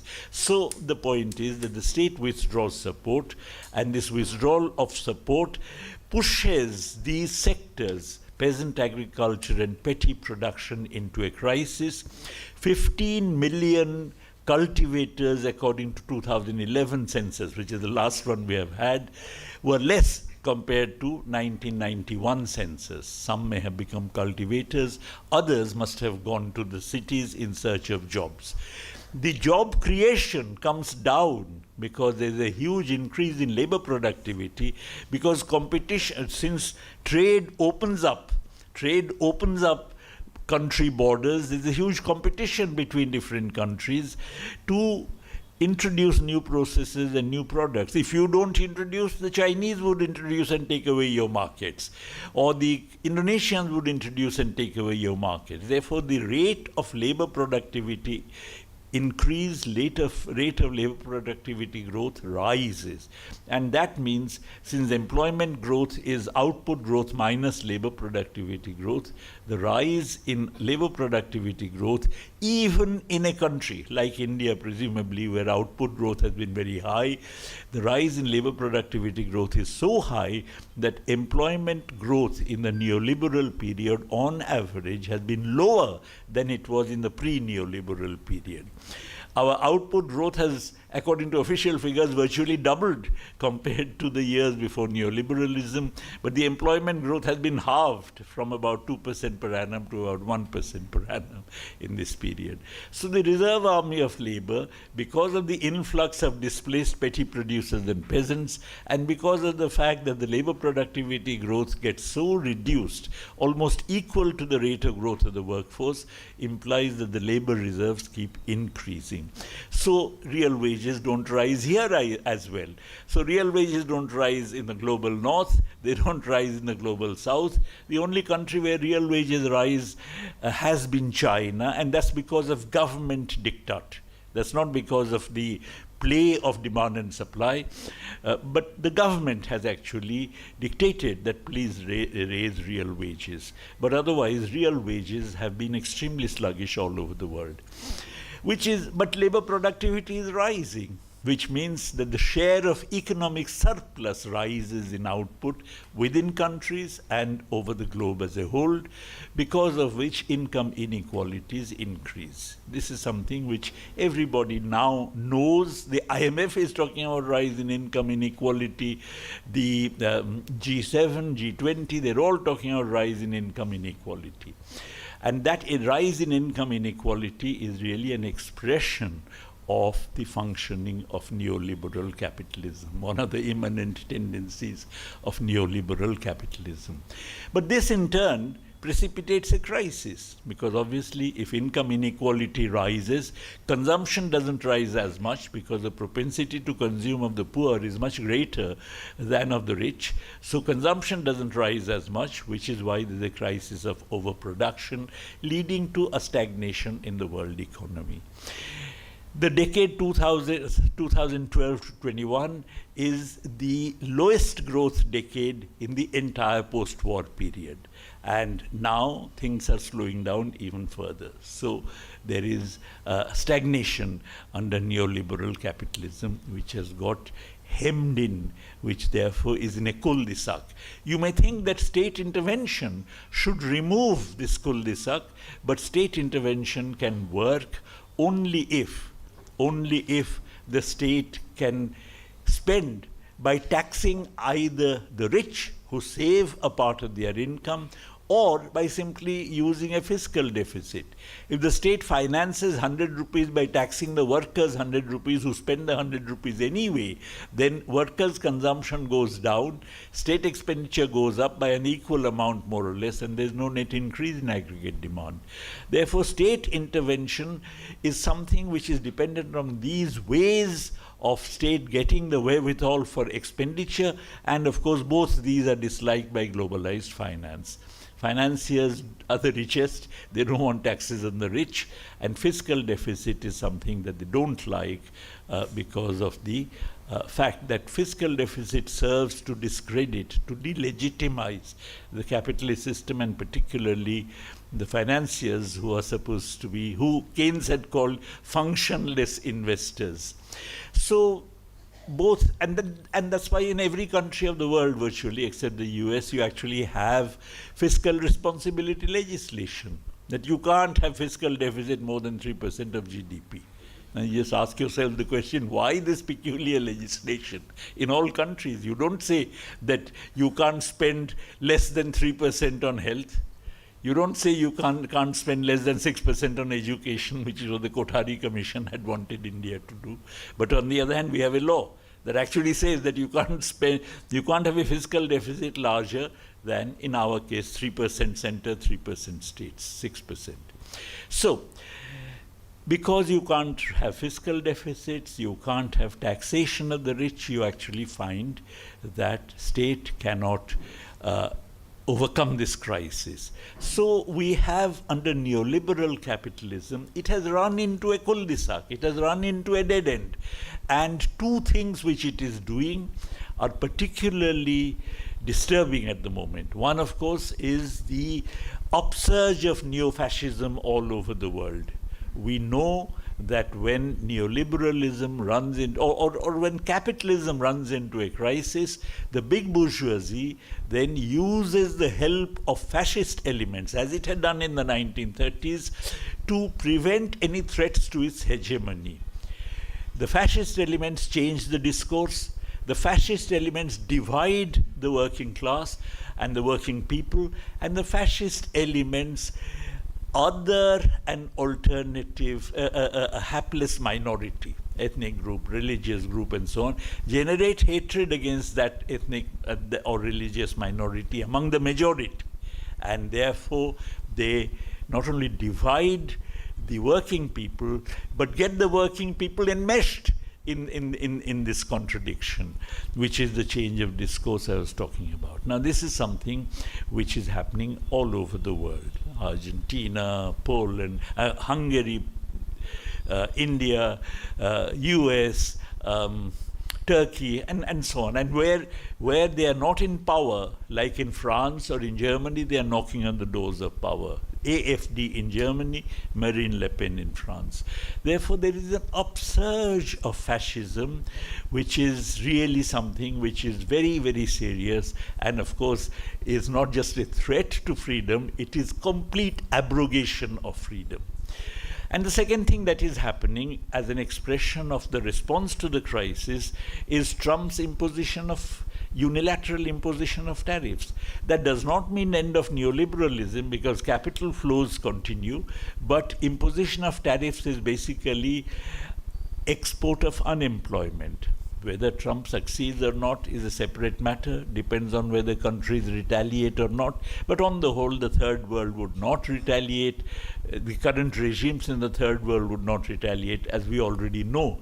In fact, the Modi government has reduced tariffs on raw cotton imports from the US at a time when the US is raising tariffs on our exports to them. And raw cotton is one of those things which the farmers in Maharashtra and so on were growing, those who are most vulnerable to suicide. Therefore, you actually find that in the third world, in the coming days, the Trump's unilateral imposition of tariffs is going to bring even greater distress. Therefore, as far as we are concerned, the cul-de-sac of capitalism, the fact that it has reached a dead end, is going to be extremely hurtful for us, both because of the political imposition of neo-fascism and also the economic imposition of unilateral American tariffs. To fight this, to fight for freedom, and one of the main conclusions of my book is that socialism is an emancipatory project. It's not a project for raising production. Yes, of course, you can't have emancipation unless production rises, but fundamental preoccupation of socialism is that it is a freedom project. It's a project for emancipation. It's a project for overcoming the spontaneity of capitalism. Now, in order to, therefore, free individuals from both politically neoliberalism and economically the distress to which they would be pushed, they have been pushed and would be pushed further by the Trump tariffs and the crisis of stagnation of neoliberal capitalism, we have to, the left has to play a leading role in mobilizing the people. And this leading role must take the form not only of having political alliances against the neo-fascists, that of course is essential, but political alliances that actually take us out of this conjuncture that produces fascism.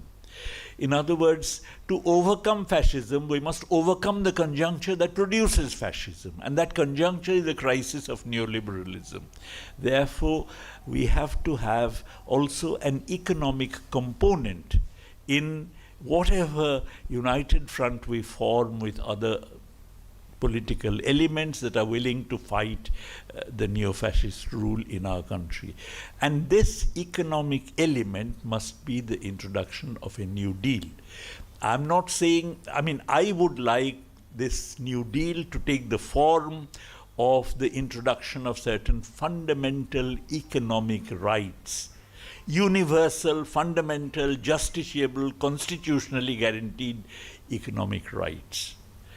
I have mentioned in the book 5 possible economic rights for which we made calculations. One is the right to food, the other is the right to employment. If employment is not given, then the person must be paid a full wage.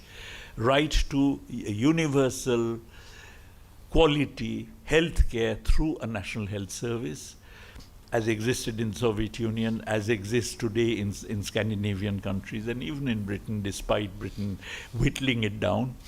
The right to universal quality, publicly provided education for everybody.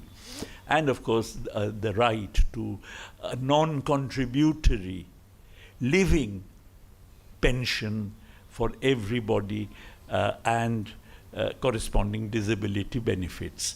These 5 rights would actually cost the exchequer an amount which can be raised simply by 2 taxes being imposed on the top 1% of India's population.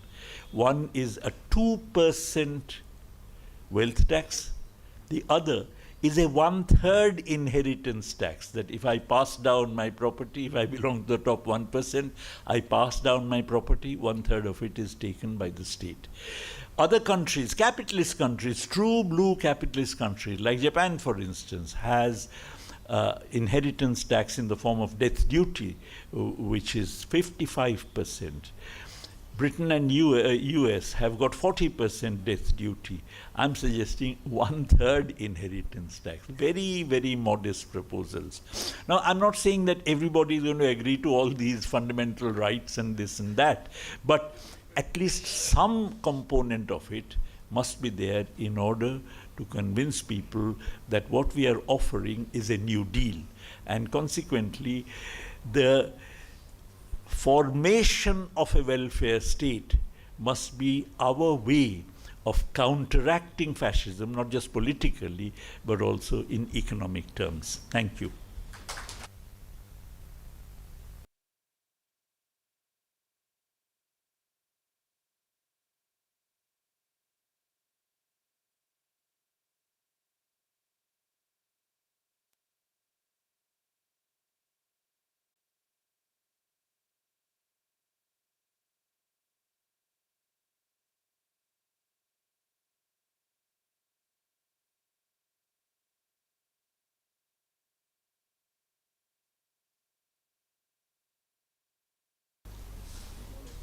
Socialism లాంటి ఒక విమోచన ప్రాజెక్టుకి నేపథ్యంగా ఉన్నటువంటి పెట్టుబడిదారీ విధానాన్ని గురించి చెప్తే ఎంత బాగుంటుందో ఆ స్థాయిలో మనకి తన అభిప్రాయాలని పుస్తక నేపథ్యంగా వివరించినటువంటి ప్రభాత్ పట్నాయక్ గారికి మనందరి తరఫున ధన్యవాదాలు తెలియజేస్తూ వారి ప్రసంగ సారాంశాన్ని కొద్ది నిమిషాల్లో అంజిరెడ్డి గారు మనకి తెలుగులో అందిస్తారు.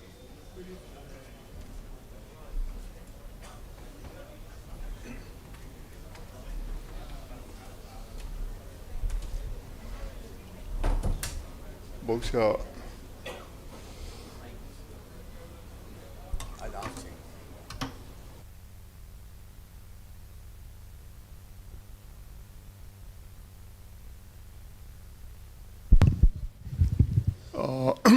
ఇక్కడ వచ్చిన వాళ్ళకి తెలుగు అనువాదం యొక్క అవసరం బహుశా ఉండదనుకుంటున్నాను. అయినా ఆ కొద్ది మంది కోసమే చాలా సంక్షిప్తంగా ప్రభాత్ పట్నాయక్ చేసినటువంటి ప్రసంగ సారాంశాన్ని వివరించే ప్రయత్నం చేస్తాను. తాను చేసిన ఒక మౌలికమైనటువంటి ప్రతిపాదన ఏమిటంటే, ఈ ఉదారవాదం అనేది మార్క్సిజంపై చేసే ఒక విమర్శ ఏమిటంటే, మార్క్సిజంలో వ్యక్తి యొక్క స్వేచ్ఛకి తావులేదు. సో కాబట్టి పెట్టుబడిదారీ వ్యవస్థలోనే వ్యక్తి స్వేచ్ఛ సాధ్యపడుతుంది. పెట్టుబడిదారీ వ్యవస్థలోనే మనుషులందరికీ ఉపాధి లభిస్తుంది. కాబట్టి సామ్యవాద వ్యవస్థ ఆచరణలో కూడా విఫలం కావటానికి ఈ స్వేచ్ఛను నిరాకరించటమే. కాబట్టి పెట్టుబడిదారీ వ్యవస్థ మాత్రమే ఒక సార్వజనీన స్వేచ్ఛను కల్పించే వ్యవస్థగా ఆ సిద్ధాంతం ప్రచారం చేయబడుతుంది అనే ఒక వాదనని పూర్వపక్షం చేస్తూ అది నిజమా అనే ప్రశ్న వేసి అది ఎలా కాదని చెప్పటమే తన పుస్తకం యొక్క ప్రధాన ఉద్దేశం అని చెప్తూ, ఈ పెట్టుబడిదారీ వ్యవస్థ గత 4 శతాబ్దాలుగా ఈ ఉదారవాద సిద్ధాంతంపై ఆధారపడి సమర్థించబడుతుంది. మొదటి దశలో ప్రామాణిక ఉదారవాదం కానీ, కీనీషియన్ నవ్య ఉదారం కానీ, ఆ తర్వాత వచ్చినటువంటి నయా ఉదారవాదం కానీ, ఈ 3 ఉదారవాద సిద్ధాంత ప్రతిపాదనలు అనేవి వ్యక్తి స్వేచ్ఛ కేంద్రంగానే అవి ప్రతిపాదించడం, తద్వారా ప్రజల ఆమోదయోగ్యతని సాధించడానికి ప్రయత్నిస్తూ ఉన్నాయి. కానీ ఆ ప్రతిపాదనలుని మనం కనుక కొంచెం జాగ్రత్తగా విశ్లేషించేటువంటి ఒక సైద్ధాంతిక దృక్పథాన్ని కనుక మనం ఆధారం చేసుకుంటే అవి ఏ విధంగా అవాస్తవం అని మనకు అర్థం కాగలదు. అంటే ఇక్కడ ఆయన ఆ పుస్తకంలో చేసింది కూడా ఏమిటంటే, పెట్టుబడిదారీ వ్యవస్థ కొన్ని పాక్షిక సత్యాలని విశ్వజనీన సత్యాలుగా చెప్పి నమ్మింపజేస్తుంది. కానీ పెట్టుబడిదారీ వ్యవస్థని మనం గనక ఒక శకలాలుగా కాకుండా ఆ శకలాలను ఒక సమగ్రమైనటువంటి సిద్ధాంత చట్రంగా మనం కనుక అర్థం చేసుకోగలిగితే ఆ వ్యవస్థ ఎంత వ్యక్తి యొక్క స్వేచ్ఛను నిరాకరిస్తుంది అనేటువంటి విషయం మనకి స్పష్టపడుతుంది అని చెప్తూ ఆ ఉదారవాద సిద్ధాంతంలో ఉన్నటువంటి అనేక పరిమితుల్ని ఆయన ఉదహరించే ప్రయత్నం చేశాడు. అంటే ఉదాహరణకి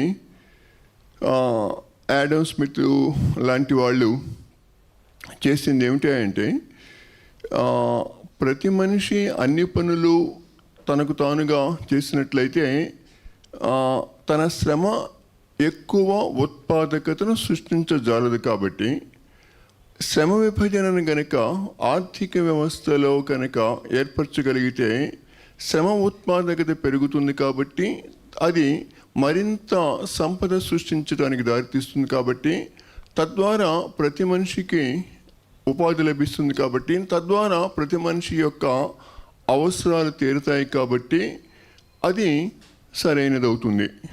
కాబట్టి స్మిత్ యొక్క వాదన ఏమిటి అంటే పెట్టుబడిదారీ వ్యవస్థలో ప్రతి మనిషి స్వీయ ప్రయోజనంపై ఆధారపడి చేసే నిర్ణయాలు హేతుబద్ధమైనవి.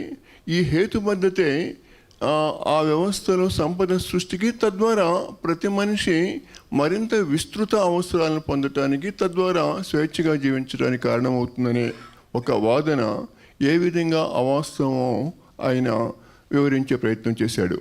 అంటే నిజంగా అది కనుక వాస్తవం అయితే ఈవెన్ ఆ కాలంలో కూడా నిరుద్యోగ సమస్య ఎందుకుంది? వాస్తవానికి పెట్టుబడిదారీ వ్యవస్థ 17-18 శతాబ్దంలో ఉనికిలో ఉన్నప్పుడు కోట్లాది మంది ఈ మూలధన సంచయం వలన ఉపాధిని లభించక అమెరికాకి, ఆస్ట్రేలియాకి, న్యూజిలాండ్కి, దక్షిణాఫ్రికాకి కోట్ల మంది ఎందుకు వెళ్ళారు? నిజంగా ఐరోపా దేశాలలో ఆ 17-18 శతాబ్దాల కాలంలో నిజంగా ఉత్పాదక పెరిగి అందరికీ ఉపాధి లభించి ఉన్నట్లయితే ఐరోపా దేశం నుంచి కోట్ల మంది అమెరికాకు వెళ్ళవలసిన అవసరం వచ్చి ఉండేది కాదు కదా. నిజంగా ఆ సిద్ధాంతం కనుక వాస్తవం అయి ఉంటే అక్కడ అనుభవం ఆ వాస్తవానికి తలకిందులుగా ఉంది. కాబట్టి ఈవెన్ స్మిత్ లాంటి వాళ్ళు చెప్పేటువంటి ప్రతిపాదనలు కూడా ఎంపిరికల్గా అవి నిజం కావని చెప్పడం జరిగింది. ఆ తర్వాత సాంప్రదాయ ఉదారవాదం రాజ్యం ఆర్థిక వ్యవస్థలో జోక్యం చేసుకోకుండా విపణి నియమాల ఆధారంగా అది నిర్వహించబడినట్లయితే గిరాకీకి సరఫరాకి మధ్య వ్యత్యాసం ఉండదు. కాబట్టి ఉత్పత్తి అయినటువంటి ప్రతి వస్తువు విక్రయించబడుతుందని వాళ్ళ సిద్ధాంతం చెప్తుంది. కానీ 1929 సంవత్సరంలో వచ్చినటువంటి ఆర్థిక మాధ్యం ప్రపంచాన్ని కుదిపివేసింది. ఎందుకు కుదిపివేసిందంటే అక్కడ వస్తూత్పత్తికి గిరాకీకి మధ్య తేడా ఉంది. అప్పటి వరకు వాళ్ళ సిద్ధాంతం ఏం చెప్పిందంటే పెట్టుబడిదారీ వ్యవస్థలో ఉత్పత్తి అయినది తప్పనిసరిగా కొనుగోలు ద్వారా విక్రయించబడుతుంది. అంటే అక్కడ వేతనాలు అంటే అందరికీ అంటే వస్తువు యొక్క విలువకి వేతనాలకి మధ్య వ్యత్యాసం ఉండదు. కాబట్టి ఉత్పత్తి అయినటువంటి వస్తువులన్నీ కూడా తిరిగి వేతనాల రూపంలో లభిస్తాయి. కాబట్టి వేతనాలు తిరిగి కొనుగోలు శక్తిగా వ్యవస్థలోకి తిరిగి ప్రవేశించడం ద్వారా వస్తువులు అనేవి ఉత్పత్తి అయినవన్నీ కూడా తిరిగి మళ్ళీ కొనుగోలు చేయబడతాయి. కాబట్టి పెట్టుబడిదారీ వ్యవస్థలో సరఫరాకి గిరాకీకి తేడా వ్యత్యాసం ఉండదని ఆ సిద్ధాంతం చెప్పింది. కానీ 29లో వాళ్ళు చెప్పినది అవాస్తవం రుజువయింది. దానికి సమాధానమే జాన్ మేనార్డ్ కీన్స్ అనేటువంటి ఒక ఆర్థిక శాస్త్రవేత్త వచ్చాడు. ఆయన ఆ ప్రామాణిక లేదా సాంప్రదాయ ఉదారవాద సిద్ధాంతంలో ఉన్నటువంటి బలహీనతను అంగీకరించాడు. నిజమే. ఎందుకు అది నిజమని అంగీకరించాడంటే ఇక్కడ పెట్టుబడిదారులు వాళ్ళ దగ్గర ఉన్న డబ్బు మొత్తాన్ని కూడా వాస్తవానికి వస్తువులు కొనటం లేదు.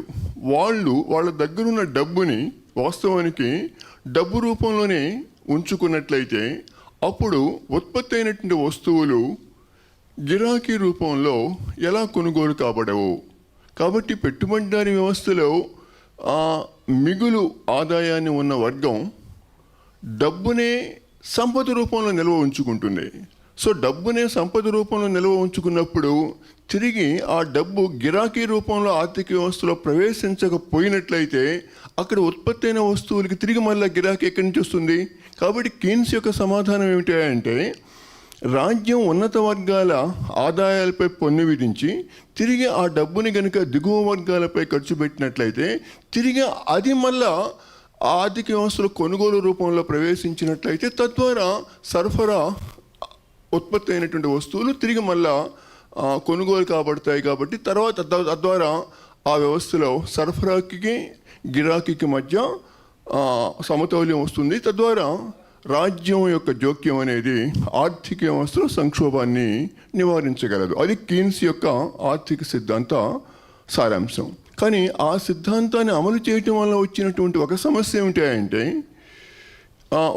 ఏమిటంటే కొంత నిజ వేతనాలు పెరిగాయి. నిజ వేతనాలు పెరగటం వలన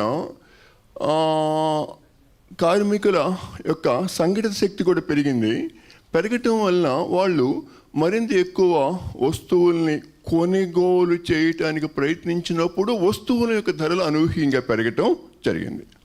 ఎప్పుడైతే వస్తువుల యొక్క ధరలు అనూహ్యంగా పెరిగాయో తిరిగి దానికి కారణం కినీషియన్ సిద్ధాంతాన్ని ఆచరించటం వల్లనే ఈ స్టాగ్నేషన్, అంటే ఒకవైపు ఉన్నటువంటి ఉత్పత్తి తగ్గటం, అదే సమయంలో ధరలు పెరగటం అనేది జరిగింది. కాబట్టి కినీషియన్ విధానాల ఫలితంగానే 1970వ దశకంలో పాశ్చాత్య ప్రపంచంలో వచ్చినటువంటి ఈ స్టాగ్ఫ్లేషన్ అనేటువంటి ఒక స్థితికి కీన్స్ కారణం. కాబట్టి తిరిగి కినీషియన్స్ ప్రతిపాదించినటువంటి పరిష్కారాలు సక్రమైనవి కావు అని చెప్తూ తిరిగి దాని స్థానంలో తిరిగి యాడమ్ స్మిత్ చెప్పినటువంటి సిద్ధాంతాన్నే తిరిగి పునరుద్ధరించాలని చెప్పినటువంటి సిద్ధాంతాన్నే హేయక్ లాంటి వాళ్ళు చెప్పారు. ఆ హేయక్ చెప్పినటువంటి సిద్ధాంతాన్ని మనం ఇవాళ నయా ఉదారవాదం అని చెప్తున్నాం. సో నయా ఉదారవాదం తిరిగి మళ్ళీ ఏం చెప్తుందంటే, రాజ్యం ఆర్థిక వ్యవస్థలో జోక్యం చేసుకోవటం వలన ఈ సమస్యలు వస్తున్నాయి. కాబట్టి రాజ్యం అనేది తిరిగి మళ్ళా మార్కెట్ యొక్క నిర్వహణలో జోక్యం చేసుకోకుండా వాటికి తనకు తానుగా వదిలివేసినట్లయితే తిరిగి మళ్ళా ఆ వ్యవస్థలో ఉత్పాదకత పెరగడం, తద్వారా ఉపాధి వస్తుందని చెప్పింది. కానీ ఆచరణలో మనం ఈ 40 ఏళ్లలో చూసింది ఏమిటంటే, ఈ నవ్య ఉదార విధానాల వలన శ్రామికుడి యొక్క ఉత్పాదకత పెరిగిన మాట వాస్తవం. కానీ అదే సమయంలో ఉపాధి పెరగలేదు. కాబట్టి ప్రపంచవ్యాప్తంగా నవ్య ఉదారవాద విధానాలని అనుసరించినటువంటి అన్ని దేశాల్లో కనిపించేటువంటి ఒక చారిత్రక వాస్తవం ఏమిటంటే, ఆర్థిక వృద్ధి పెరిగింది కానీ అదే సమయంలో ఉపాధి పెరగలేదు.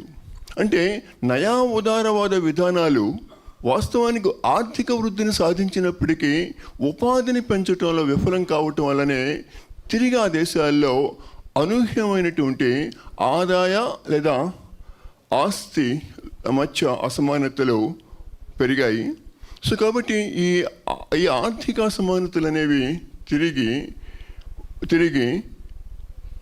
ఒక నియంతృత్వ పోకడులతో కూడినటువంటి ఒక ఫ్యాసిస్ట్ ప్రభుత్వాలు, పార్టీలు, సంస్థలు ఈ అసంతృప్తితో కూడినటువంటి ఆయా వర్గాలని ఆకర్షించడం ద్వారా అధికారంలోకి వస్తున్నాయి. అంటే తిరిగి మళ్ళీ నయా ఉదారవాదం యొక్క విధానాల ఫలితంగా అసమానతలు పెరగటం, తత్ఫలితంగా ఒక నియంతృత్వ లేదా ఫ్యాసిస్ట్ ప్రభుత్వాలు అధికారంలోకి వస్తూ ఉన్నాయి. కాబట్టి పెట్టుబడిదారీ వ్యవస్థ అది ఏ రూపంలో కొనసాగినప్పటికీ అది నిరంతరం ఒక సంక్షోభం నుంచి బయటపడినప్పటికీ మరో సంక్షోభాన్ని సృష్టిస్తూ ఉంది అని చెప్తూ అంతిమంగా తాను ఎక్కడికి వచ్చాడంటే, తిరిగి రాజ్యం అనేది కొంత ప్రజల సంక్షేమం పట్ల బాధ్యత వహించటం ద్వారానే తిరిగి ప్రజలు యొక్క సంఘటిత బలం పెరుగుతుంది. తద్వారా మాత్రమే పెట్టుబడిదారీ వ్యవస్థను అధిగమించడం సాధ్యమవుతుందని చెప్తూ, దానికి ఉదాహరణగా భారతదేశంలో రాజ్యం కనుక ఈ ఉన్నత వర్గాలపై కనుక 2% పన్నును విధించి అదే సమయంలో ఉన్నత వర్గాల యొక్క ఆదాయం, వాళ్ళ యొక్క సంపదలో వాళ్ళు చనిపోయినప్పుడు 1/3 గనుక ప్రభుత్వం కనుక పన్ను రూపంలో సేకరించినట్టయితే భారతదేశంలో ప్రతి వ్యక్తికి ఉపాధిని, విద్యని, వైద్యాన్ని, పెన్షన్ని ఇవ్వటం సాధ్యమవుతుంది. సో కాబట్టి ఇవాళ ప్రభాత్ పట్నాయక్ లాంటి వాళ్ళ యొక్క వాదన ఏమిటి అంటే, ఈ దేశంలో ఈ అంశాలను ఒక సైద్ధాంతికంగా అర్థం చేసుకునేటువంటి ఒక ప్రయత్నం కనుక జరిగినట్లయితే ఆ సిద్ధాంత చైతన్యాన్ని ప్రజానీకానికి అందించటం ద్వారానే ప్రజానీకాన్ని సాధికారత వైపుకు తీసుకురాగలం. అంటే ఇప్పటివరకు సామ్యవాదం లేదా మార్క్సిజం ప్రధానంగా ఆర్థిక అంశాల మీద దృష్టిని కేంద్రీకరించింది. ఆర్థిక అంశాలను పూర్తిగా విస్మరించాల్సిన అవసరం లేదు, కానీ తిరిగి మన రాజకీయ అంశాలు, ముఖ్యంగా స్వేచ్ఛ, సంక్షేమానికి సంబంధించిన అంశాలపై మార్క్సిస్ట్ సిద్ధాంతం దృష్టిని కేంద్రీకరించడం ద్వారానే పెట్టుబడిదారీ వ్యవస్థను అధిగమించి సామ్యవాదం వైపు చేయగలం. అంటే ఆ బలహీనత నుంచి బయటపడాలని చెప్పటమే బహుశా ప్రభాత్ పట్నాయక్ చేసినటువంటి ప్రయత్నం. Thank you.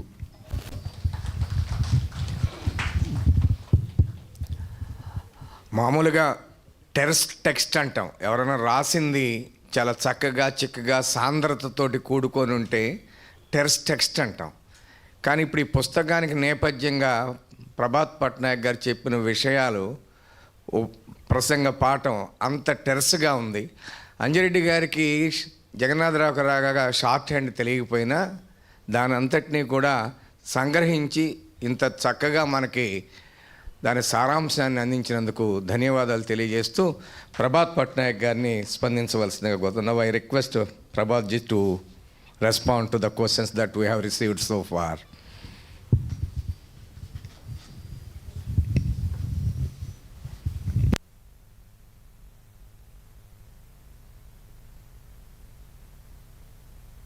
Thank you very much.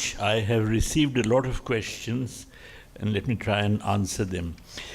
First, with the advent of neoliberalism since 1979, what happens to neocolonialism? Would you like to explain? I think this question has appeared in a couple of other places also. Neoliberalism is characterized by certain specific features. First is that you have global hegemony of globalized finance capital. Okay, that's very important. When we talk about neocolonialism, there is not necessarily any such thought associated with neocolonialism. Second, that this globalized finance capital is not just something which is American or British or German, it also includes Indian. In other words, it is globalized finance capital into which the Indian big business is also integrated. Adani's are as much globalized as any American finance capital. So you actually have the neoliberal regime which is imposed under the hegemony of globalized finance capital being supported by the Indian big business, and even I would say sections of the Indian upper middle class which wants to migrate to America. Now of course Trump has put a stop to that, but they were votaries of neoliberalism. So there is a difference between neocolonialism and neoliberalism insofar as neoliberalism imposes the hegemony of globalized finance capital and enjoys the class support of sections within which therefore causes a fracture, a rupture in the anti-colonial class alliance. Okay, in the current era of capitalism's ability of turning necessities into comforts and luxuries and erasing lines between them, I feel individual freedom is captured in consumerism in the process of reaching the most comfortable need. How does the Marxist view suggest an individual to have his or her freedom while ensuring the needs of employment, accommodation, and so on? But freedom presupposes the needs of employment, accommodation, and so on and so forth. To want employment is not consumerism. To want accommodation is not consumerism. So let's be very clear. Let us not debunk the desire of the working people for certain minimal material conditions of life to be consumerism. Okay? And the other thing I'd like to say is that As a matter of fact, in the neoliberal era, I mentioned the growth in inequality. There has been an increase in absolute poverty. As a matter of fact, Professor Patnaik, who happens to be my wife, has just written a book called Exploring the Poverty Question, in which, in great detail, she establishes the increase in poverty that has taken place in India in the neoliberal period. If you look at simply the calorie norms, below 2200 calories in rural India, below 2100 calories per person per day in urban India, the proportion of people living under those calorie norms has increased significantly in the neoliberal period. So consumerism is not something that the poor people can be accused of being afflicted by. Okay, is there any distinction between liberalism of your book and liberalization in LPG? Yes, of course there is, because I'm talking about liberalism as a political philosophy.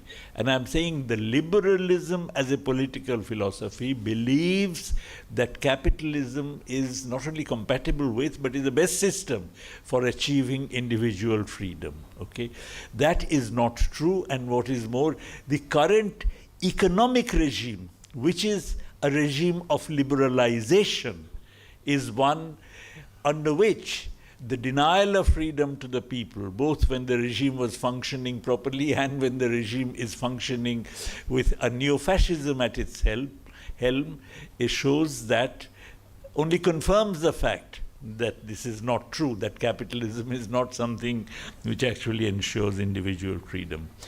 What are the major components of individual freedom? I would say the main component of individual freedom is that it allows people to be creative. It allows them so that their material conditions of life are fulfilled, basic material conditions, so that their insecurities are overcome, so that they can actually there can be full flowering of their potential.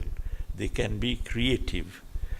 How can you propose death duty enhances individual freedom? I never said death duty enhances individual freedom. I said death duty can be used to finance a whole lot of measures, which I call instituting fundamental economic rights, that can enhance individual freedom. Okay. Jeremy Corbyn's theory: renationalization of private industry, expansion of public sector, prevent tax tax evasion, and massive housing. Yes, of course, I agree with all this, but the point is we have to proceed by steps. There's no point talking about everything.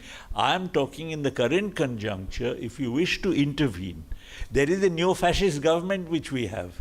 Britain doesn't have that.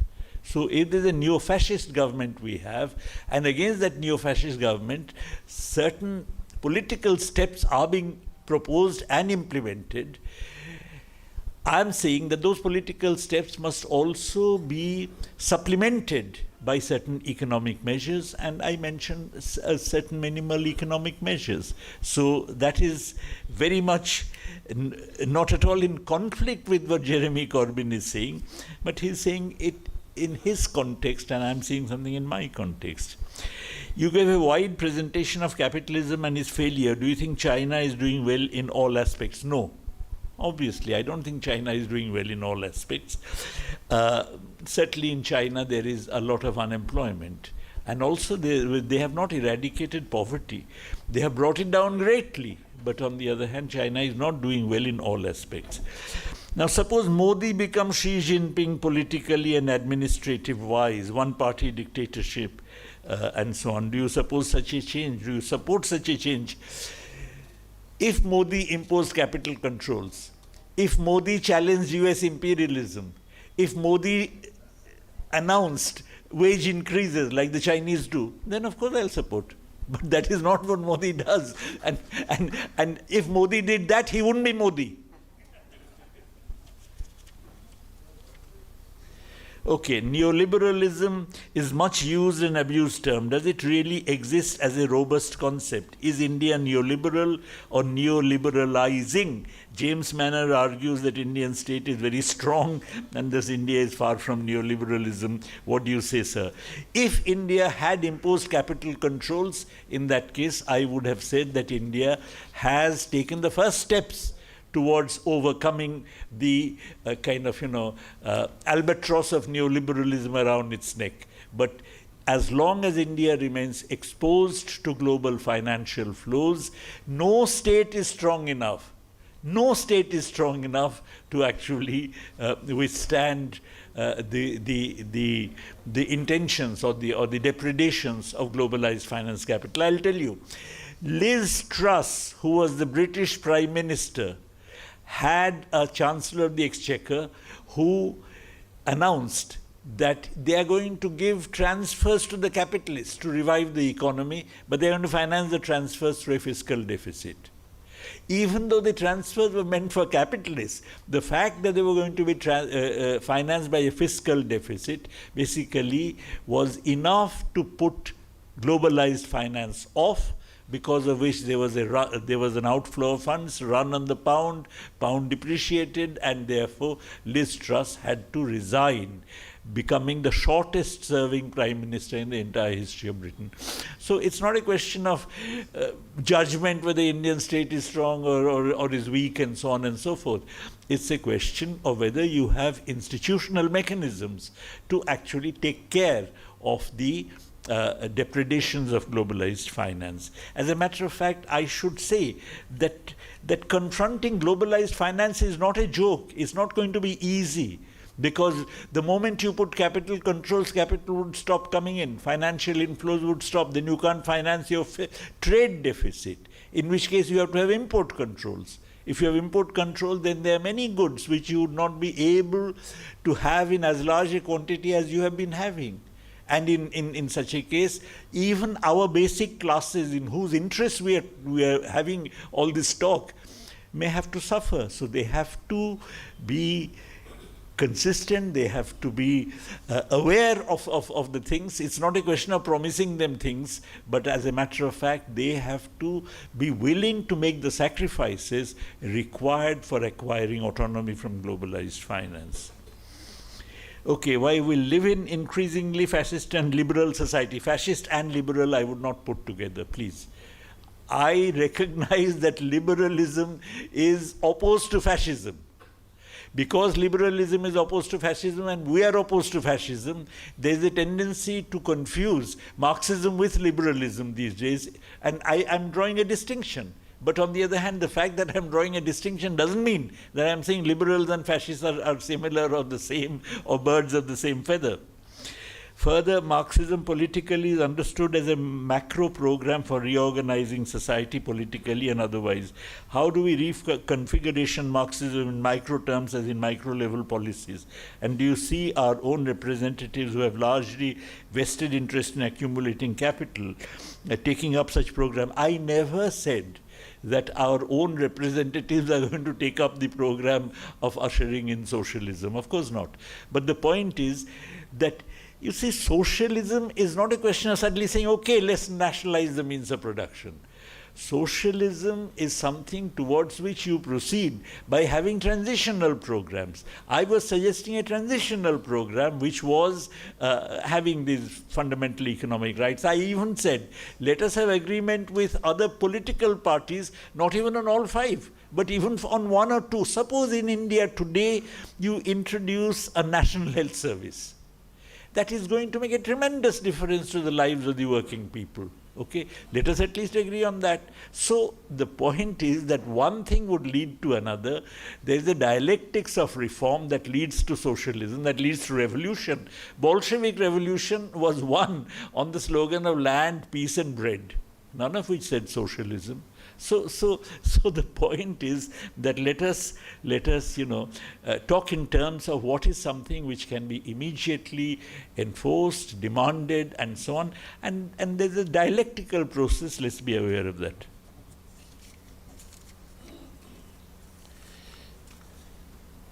Okay.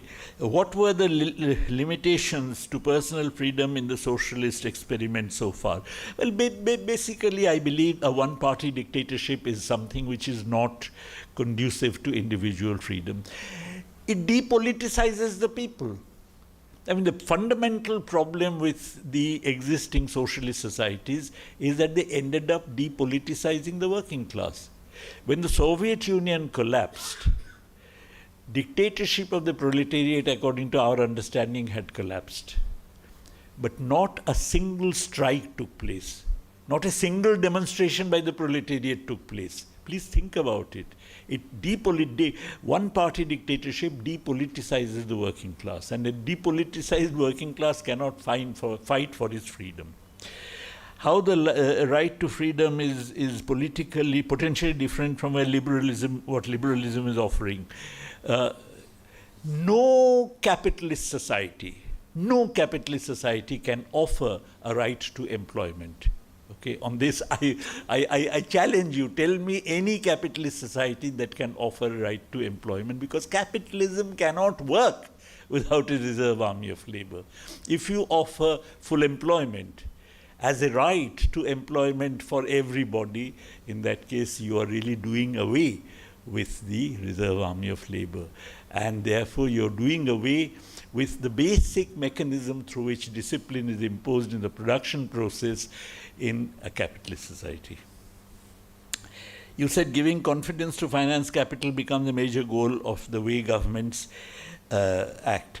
In such situations, what is the near-term alternative to impose controls on capital? There are no alternatives. The point is that in order for the state to acquire its autonomy, not to be pushed around and dictated to by finance capital, globalized finance capital, it becomes essential to have capital controls. And by the way, this is not something which only I am saying.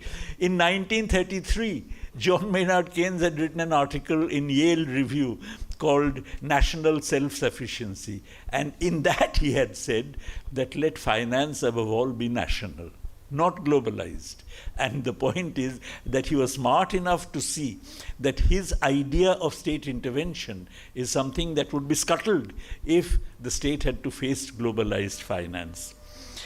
Okay, how the limitations on freedom can be understood in a country like India, where majority people are in permanent partial unemployment in rural areas. That's exactly why there is no freedom. That's precisely my point, that because of the fact that people are permanently semi-employed, unemployed, and so on, there is no freedom. And that is my point, that capitalism does not give you that. And therefore, it is essential for a socialist agenda. Socialism is much more than simply giving employment, but that is why it is essential for a socialist agenda to start off with the offer of, as I mentioned, some fundamental economic rights. How the absence of checks and balances in the socialist states led to the dictatorship of an individual instead of dictatorship of the proletariat, and how to prevent it. You know, the idea is not just the dictatorship of an individual. The idea is that dictatorship of the proletariat was subverted by the one-party dictatorship. Let's be very clear that this is not what the Bolsheviks had originally questioned, and the mistakes of Trotsky and Bukharin. You please read that. In that he actually talks about the necessity of trade unions in a socialist state in order to have these checks and balances that you're talking about. So a one-party dictatorship that actually does away with these checks and balances is really the problem, not necessarily one individual. You can have not a kind of one individual person's dictatorship, but still deny freedom. Does true freedom can be possible through the 5 measures you propose? Not at all. Not at all. I am simply suggesting the 5 measures as a stepping stone towards opening up a dialectics that would lead to a change in society that would ensure the kind of individual freedom that we are talking about. So please don't think that these 5 fundamental rights are enough to give individual freedom. In capitalist system, will the state impose progressive wealth tax as proposed by Thomas Piketty? Of course not. The state would not do this. But the whole point of a transitional demand is that the state does not do this, which is why we in fact demand going beyond the existing state. But the point is that going beyond the existing state does not immediately mean a socialist state. Okay? For a very long time in India, we had what was the Nehruvian state. The Nehruvian state was not simply a neoliberal state. It was not a classic capitalist state. It was a state that presided over a mixed economy with substantial public sector. So you can have alternative states that do not amount to socialism, but that cannot be simply collapsed into classical capitalism. Okay. All right. Are we not living in an era of imperialism and working class revolution? Of course we are. Of course we are. But the point is that the era of imperialism and working class revolution describes the entire era. Within that, I am picking up a particular proposal, which is the fact that we live in neo-fascist times. Imperialism and working class revolution does not necessarily mean that the entire period is characterized by neo-fascism. Of course not. So I'm trying to intervene in something which actually now has arisen under neoliberal capitalism, and I'm discussing that. Do you accept the Leninist theory of imperialism or not? Of course I accept the Leninist theory of imperialism. But we also have to see the way the world has changed. Lenin was talking about inter-imperialist rivalries, which meant rivalries between alternative finance capital, between German finance capital, British finance capital, French finance capital, while now we are talking about a globalized finance capital. So the individual national finance capitals are not locked in conflict as in Lenin's time, but what you have is a globalized finance capital, because of which there is much greater inter-imperialist unity. You don't have inter-imperialist rivalry. Look at the Gaza genocide. Everybody, all the advanced capitalist countries are united. I know some of them recognize the Palestinian state, but that's just a face-saving formula. On the Gaza genocide, all the advanced capitalist countries are more or less complicit. So, US, of course, most obviously so, it provides arms, but so does Germany. So let us be very clear. And similarly on Ukraine, all the imperialist states are united, and the imperialist states have really come together. Now they have had an agreement that each of them is going to devote 5% of their GDP for military expenditure. At the moment, their military expenditure of European countries is only about 2%. Where are they going to raise the remaining 3%? They are going to cut welfare spending. So we are moving from welfare capitalism to military capitalism. And in this, all of them are united. And we are doing so because of the fact that all of them anticipate that since the imperialist system and since neoliberal capitalism is in a dead end, all kinds of challenges are going to arise. To meet those challenges, they require much greater repressive measures over the entire world, for which more military expenditure. At whom the global economy is liberal, is it not to the MNCs? No, I'm talking about liberalism as a political philosophy. It's not a question of being liberal. We use the term liberalization of the corporates. Is it not imperialist globalization? Yes, of course it is imperialist globalization. Okay, like capitalists, say, is it not symbol of socialist? I can't quite read. Can you? Like capitalist crisis, Soviet collapse, is it not the symbol of socialist crisis?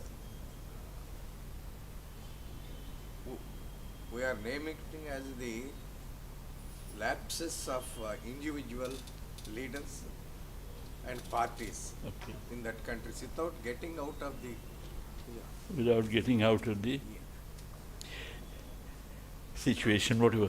Okay, you see, building socialism is not easy. When the Soviet Union had crossed, as it were, 90 days, Lenin had said, look, we have stayed more in power than the Paris Commune. In other words, it's a daily struggle for a socialist country to exist and survive. Look at Cuba now. This man Trump is saying that he is going to now attack Venezuela. He has already called the Colombian leader, another left-wing president, a drug dealer. Therefore, tomorrow he is going to say that Cuba is the route through which drugs come to the United States. I'm going to attack Cuba. So let us be very clear that, that socialism is continuously being attacked by imperialism, but the point is that in this attack, we have to be very clear. When I say that I don't accept one-party dictatorship, I'm not saying that was the only reason for the collapse of the Soviet Union. Of course not. The main reason for the collapse of the Soviet Union was imperialist aggression. The Soviet Union has enormous historical achievements to its credit. Decolonization,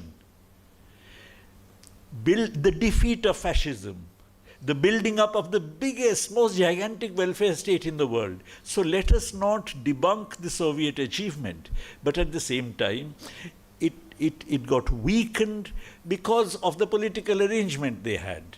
And this is something which I am simply saying we have to guard against. We have to try and prevent getting into that kind of a situation where the basic classes get depoliticized because the party substitutes for the classes. Okay? Thank you.